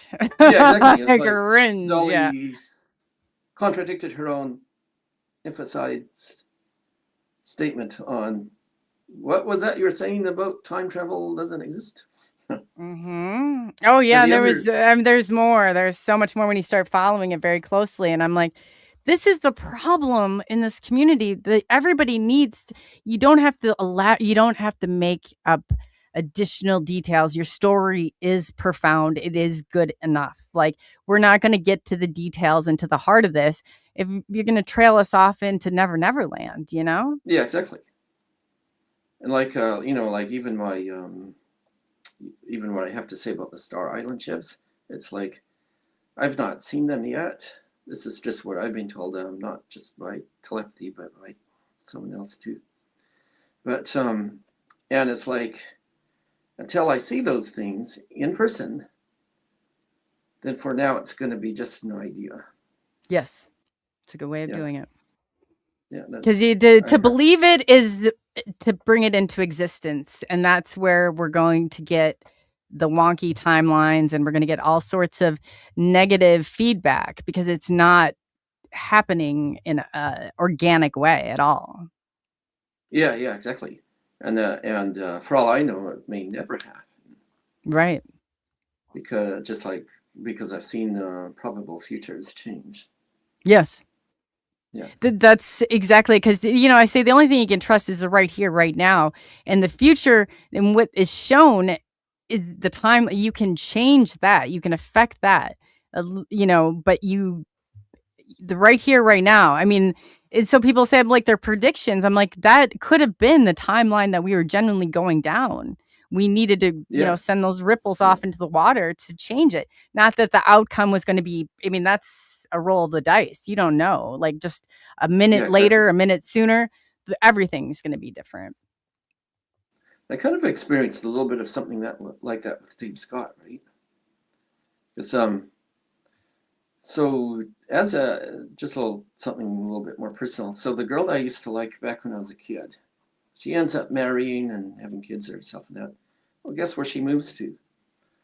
She moves to Dave Scott's town. Have you checked into there might be a reason that they have kept you away from her? Have you explored that there might be a bigger, profound reason here? That right there, there are no coincidences. That's crazy. It's Wow. totally crazy. And now here's the thing. So on the first year when I was listening to Space Scout Radio, like with Dave Scott and Tim James. Oh, yeah. I used to say to them, well, I'm from an alternate timeline, and in my timeline, there was a McDonald's in Dave's town, and there was a Taco Bell. Oh God! Oh boy, Dave probably lit right up. Yeah. So I used to kind of tease him about that. Well, anyway, about a year later, all of a sudden, or maybe not even, actually, it was around last year. All of a sudden, it's like news came out. Well, guess what? They're going to build a McDonald's in this town, followed by a Wendy's and a Taco Bell. I heard Taco Bell was going up near him. Yeah, I think there was one within a couple. Yeah, that's insane. Because Dave's like, anytime he came over here, that Taco Bell, he was, that Taco Bell. He loves Taco Bell. Oh, absolutely. That is, wow. See how stuff like that. So it actually fell into place, and it was like, what was it that I changed the timeline? Well, I finally posted on my Facebook about what really happened between me and this girl back in high school, because something kind of happened that I kind of really regretted, so I finally wanted to resolve it. I posted almost exactly 40 years later. And I did that. And it was almost like right on cue after I did that. That's when these changes are happening in Dave's town. Wow. Yeah, so we can alternate time. I think for people to go that extensively out of their way with one person would make me want to figure out exactly what it was about that person. Like, I always, I didn't think, it's like your own family could be a part of this, but just because they're your family doesn't mean they're not a part of this. Like, I saw the capabilities of what my family was able to do, and I never would have imagined that they could have been a part of it until the last couple of years. And I was like, wow, you think people are, and that's the shocker of it all. It's like, I am who I am. It doesn't matter if you see me, I'm always who I am. But to live that kind of life and then just, it's like, who were you? Who were you people this entire time? I've never in my life had to digest something like that. I mean, you expect that with a serial killer, but you don't expect it with your family. But just think they're the ones closest to you. They'd be put there to, if they knew you were coming prior to you coming, that would be a good way to contain some of this. Yeah, exactly. And I also share everything freely, meaning I've never actually written a book. I'll tell you why, because I'm constantly learning something new every day. Yeah. By the time I publish a book, it will be obsolete. I say the same thing. I've started and it always changes. I said my core story will never change, but my understanding of it continuously changes as I obtain, as you learn more, you talk to more people, it shapes that. Understanding becomes, deeper and more meaningful. But Exactly. I found I've got like 3 chapter up to chapter 6 or 7 done. And I thought this is pointless. Everybody, you have to have a book. And I was like, I don't think I have to have one. I'm gonna go without one because mine is just not. It's not gonna happen. I'm evolving and I'm growing, and if I were to put that down, it's obsolete by 2 months from now. I'm guaranteeing it. And And also then I'm to going share, back. It's just like, no, go ahead. and I also share, like, I don't promote anything. I'm like, I might say to someone, oh, if you're looking to do invisibility, then you might want to read this book or that book. I might say that, but I don't promote myself. Like, I'm never trying to promote myself being psychic or promoting a book or something like that. But so in that regards, I'm sharing everything freely, and by doing so, I get something way, way better than money. The connections and the friends, and the better understandings that they have to share, and then etc. So it's like the friends is way more important than the money. Right. Yeah, and the connections. That's so true. And then, I figured out, like, it didn't bother me at all. I was that person with one subscribe. I literally was just using YouTube to, like, keep track of these. I was seeing these craft and it was just crazy. So that's why I thought it would be a good way to keep track of it. And then I found out, like, I go on Twitter and then no one would talk to me until, so I was like, oh, is that how you have to get subscribers, okay, for them to even take you seriously? So that's put this whole thing in motion. I never, ever thought, but nobody would talk to me or answer my stinking questions. That's why it's so important that I give that tool to somebody else. It's like, I try and bridge that gap for people. Well, because I've been exactly there. Like, you feel like nobody's listening to you and that. You feel like they aren't. They aren't. Not with one subscriber. They don't. I would never think that. But that's exactly the mindset of so many. It's like I couldn't get an answer, and then it's crazy now to see who will. And I'm like, you remember when I had one subscriber? I've been trying to reach you for how long? It's like, I don't think I want to play that way anymore. Like, if somebody wasn't, like, you weren't taking it seriously, then I'm not going to trust you that you're in this for the right reasons. If just because somebody's subscriber and they're, like, literally legitimately, because in the beginning you have a sense of urgency that's like you have to learn how to contain. I mean, I can always tell somebody who's just entered into that. They have that, I've got this information, I got to do, it's like they have that sense of urgency in the beginning, and finally that starts to let up a little bit, thank God, because that's right on. That's so what you're doing. So what you're doing, is it a podcast or a broadcast? Oh, see, now when I was with Dave Scott, you can't say podcast; it was a broadcast. But exactly. This is it. So I always call it a broadcast. But I started off on Helix Rock Radio, so that's where the SNX radio came about. Then I pulled it, and I thought, I'm just gonna go and I'm gonna take this. I don't ever want to be censored. I don't ever want anybody to tell me the direction I have to go. I'm going to try and do this independently as much as I can, and it's worked out that way because then it's not censored. And I leave it open. I don't tell anybody how to think. I don't tell them. I tell them, hey, if there's facts in this, look this way, look that way. I look at all avenues, but my subjective understanding of something is not going to be yours or anybody else's. But everybody should have the right to that information, and they should have the, the ability to make their own choices. And depending on what, you can always tell too what level they are in this. Like, I was going around like as a star seed in the beginning. That was the only word I could find. It was like, that made sense. And it's like, now I have a different perspective. So I can put people on a timeline just by talking to them really for a few minutes, like on where they're at in this. But I've spent that much, most of my research studies have been in similarities that we all have, like, in characteristics that we share and what they're looking for and why they're looking for us. And, just different things, why we've been markered by the government, why we've been markered, with things. But yeah, that's this whole journey. When my ET, I asked what this was all about, and they said that I was here for communication. That's about if you want an in-depth answer from ET, that's the kind of answer you're going to get. And I just went around everywhere, and I was telling everybody, my friends would be like, do you have to say it? I was like, yeah, because I thought if I found out whatever I was supposed to communicate, that I'd go back to normal, life would go back to normal. As you always grieve the life, and the person you once were. It doesn't matter how much you like yourself better. There's that grieving process. So I was literally thought that I could somehow just tell or communicate, but then it made sense. Because if you had told me that I would I would be on a broadcast podcast, whatever you want to call this, and talk, I would have thought you were crazy like 5 years ago. I thought that is insane. No way. But Well, so and I you're was a a mental UFO. health therapist coming out with Yeah. it too. You want to talk about my whole city, and all the crazy UFO lady.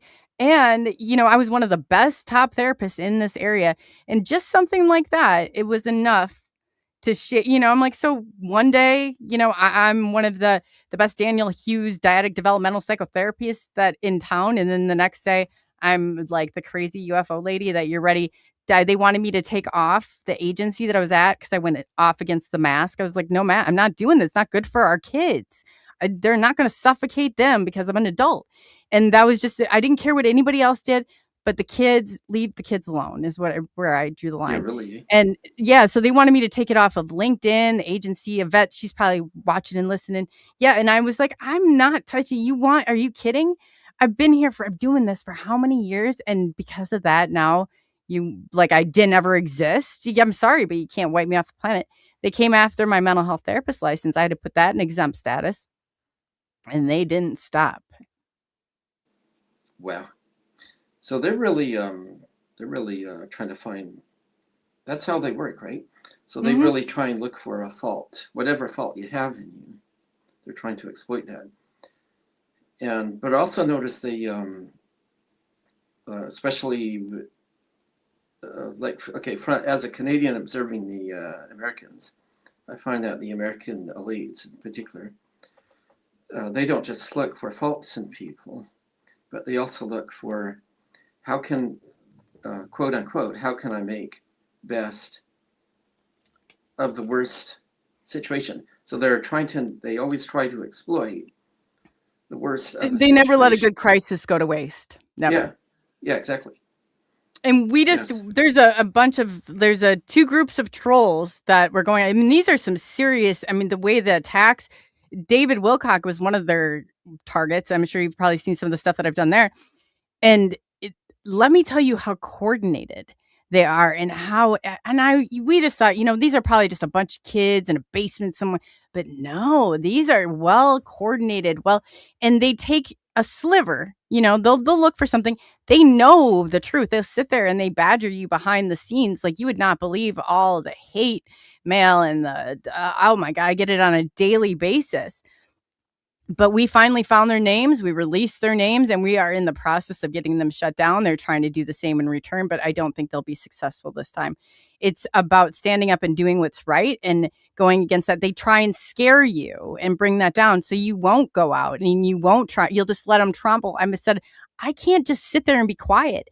And if we see this happening to another one of our people, you need to see something, say something, do something. There's no more sitting around as the silent majority. It doesn't work out well for anybody. You're letting other people, I mean, literally, it happened in my own community. Like, I went from being the front runner, which I felt like they put me out there. I was the only one that wasn't afraid to speak. But when the time came, we knew there would be repercussions for it. We knew there would be, we all sat and talked about what they could possibly do for repercussions. But when they came after me, guess who the first people were to turn and run and jump right on board with whatever it is, whatever they were trying to sell at that moment, were those very same people. And I thought, man, you sink or swim, you're out to save yourselves. Like, it was a very eye-opening experience, because I didn't think No, that's interesting. that those people would ever, I thought they were, we were like blood. We were tight. We had planned, we a whole 9 yards. But as soon as they took it and they started their smear campaign on me, it was like no longer friends. Like, I mean, it was like they didn't hear anything or remember any conversations we had prior to that. And I said, "Are you kidding me? Like, are you people?" So I then split. I said, "I'm the breakaway from this. I don't care if I'm the lone wolf. I don't, you call me whatever, the outsider. I ran for city council. Oh my God, you would have thought that you would have thought, I mean, it was insane, the threat that I posed to them. And I thought, have at it. I didn't go to win. I went, my strategy was they would not report on our side of things. And if I didn't run for city council, we would have never had our voices heard. But I knew they would have to, the media would have to report and take that if I did that. So I was willing to sacrifice myself just to get that out there. And so they would print it. And we all knew, like, I was the only one that followed through on it. Like, my kiddo went in, they tried to lock the school down. He was the only kid that went in there without a mask on. And you want to talk about dropping your kid off, it's like, oh my God, here we go. But that perpetuated, where then, was it like a year and a half later? Then I was crazy for doing that. And it justified to the police how a family member was able to obtain my child. And then they thank God they did. They took him across to the Arizona border to my sister's, and that's when the FBI was able to grab him. They took his cell phone away. The stuff that they were feeding him about me was unbelievable, and none of it was true. And none of them, his father was deceased at the age of 18 months. I'm the only parent that has ever had custodial, any custody of my child, is solely me. And that didn't even matter. When all of that stuff happened after the COVID in 2020, the laws changed. All of a sudden I said, I'm a mental health therapist. I said, he's not able to decide anything at this age. Well, no, yeah, at the age of 50, I was like, give me a break. No way. I was and it was every single time. I mean, it was unbelievable, but I would not stop when it came to my child. It would not stop. And now, I mean, and it was just like, it was probably one of the most devastating, heartbreaking things. And it was a repercussion. And that's the price of freedom. Wow. And nobody will help. Like, nobody locally will help, because they're so afraid. Oh my gosh, all those belongings that you can't take with you, you're so concerned about. My God, I feel really bad for you. Well, believe it or not, for the whole time that the pandemic was going on, I never wore a mask. I never did either. Never once. What I did do, what's that? Never once would I do that. I took my stand, but I honestly, like, my whole point, I felt like I think I was like in a previous life held captive or something. I put that on and I felt like I was smothered.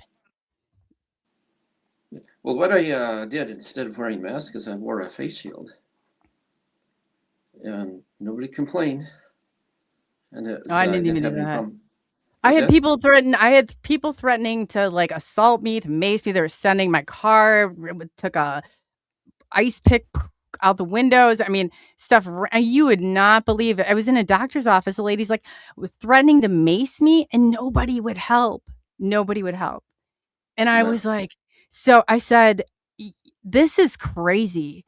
That in a doctor's office, two people, I was like, you two cowards are back there behind your shield of glass. You're not going to help here. And everybody acted like they couldn't hear what this lady was saying. She's reaching in her purse. And I was like, all right, lady, this is a point of assault here. And I'm telling you that it's not going to go well for you because I'm going to defend myself here in about 2 seconds if you don't Yeah. back off. And I mean, she went back there and you would have heard it. I did nothing but sit there and wait for my doctor. And she came in there and I was the huge problem.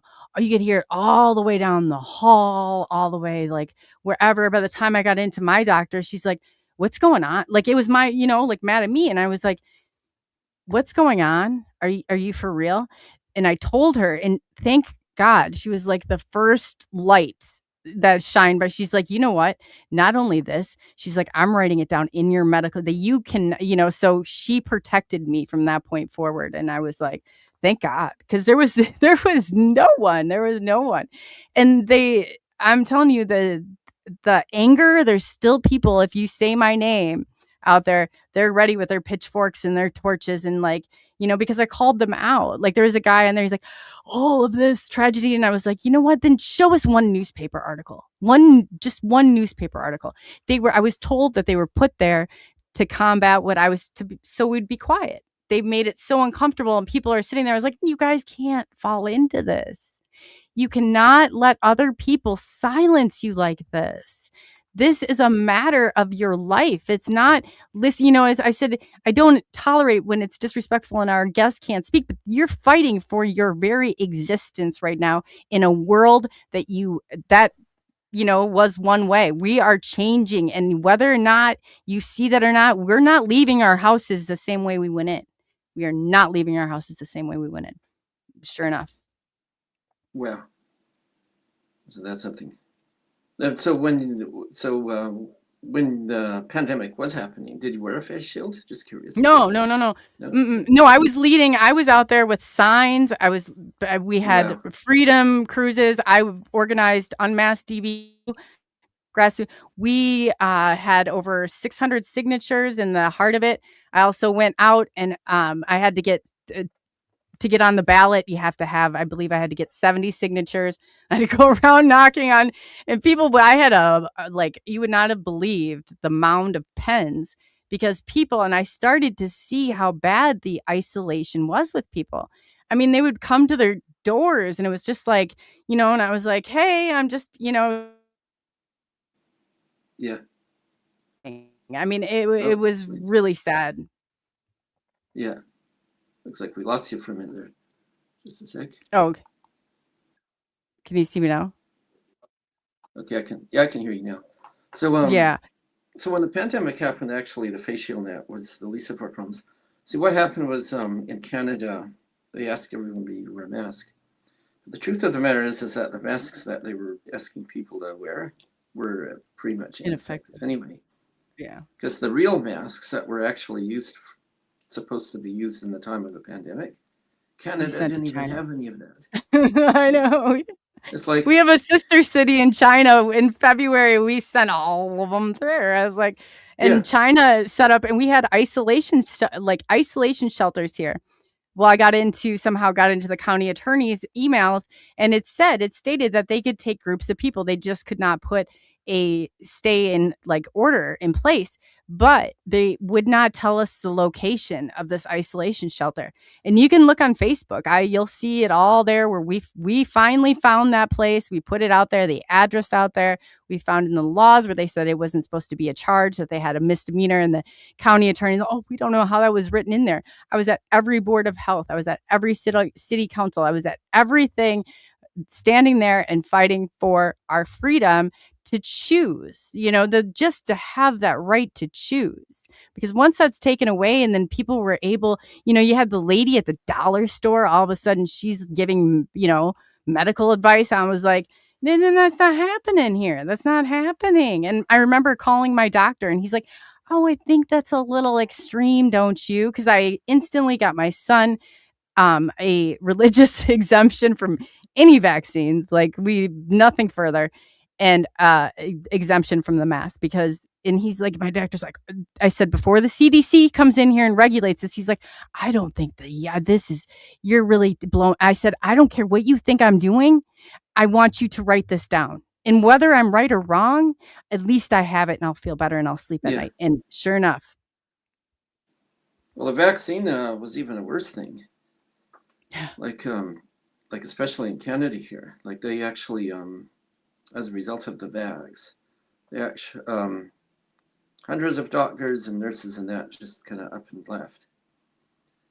And, The good people, that's when the transition happened. That's when the Yeah. transition happened with our local police department. They went from the good people that were there, they got out. They left. They knew what they were enforcing was no longer, an oath that they had taken. And that's when they pulled, that's when the real transition happened. I said, we were in the fourth industrial revolution. They needed to get us at home. That's why you saw those census people here in America. You saw census people. It didn't matter. I'm like, well, how is it everybody's shut down, but we got census people out? Like, I mean, they were desperate to find out information. It was insane. And I was like, this is a manufactured, we are going into the fourth industrial revolution. Technology is now coding us. And we even saw a firefighter. He needed, like, with his Bluetooth and his phone, he needed help, like, hooking up. I worked at the pool. I went and I lifeguarded at the pool because you couldn't wear them there. And I went and I worked and hiked zip lines and was a zip line guide trainer, left my career behind in the dust to say, you walk the talk. I didn't just talk it. I literally walked it. And we have sacrificed every step of the way, but this is a part of what freedom comes with. If you're really doing out there, doing good work and doing good things, you're going to be met with adversity. You're going to be met with these things. You better be ready at those moments and times, because everybody else, they ran scared, like, oh, that job. And I said, oh, all that material items that you cannot take with you are more precious than your child, than your future, than, it's just at that point, that's where we lost everybody. yeah, really. And then it puts a target on your back. I went from being surrounded by hundreds of people to just, it was just all of a sudden just me. And it was just like everybody else had scurried. Like, it was unbelievable. Well, interestingly enough, before the pandemic hit, I was actually got a telepathy that, so this is like in the summer of 2019. So the telepathy was that, so the benefactors offered me they offered me a deal. Well, if that's my correct words.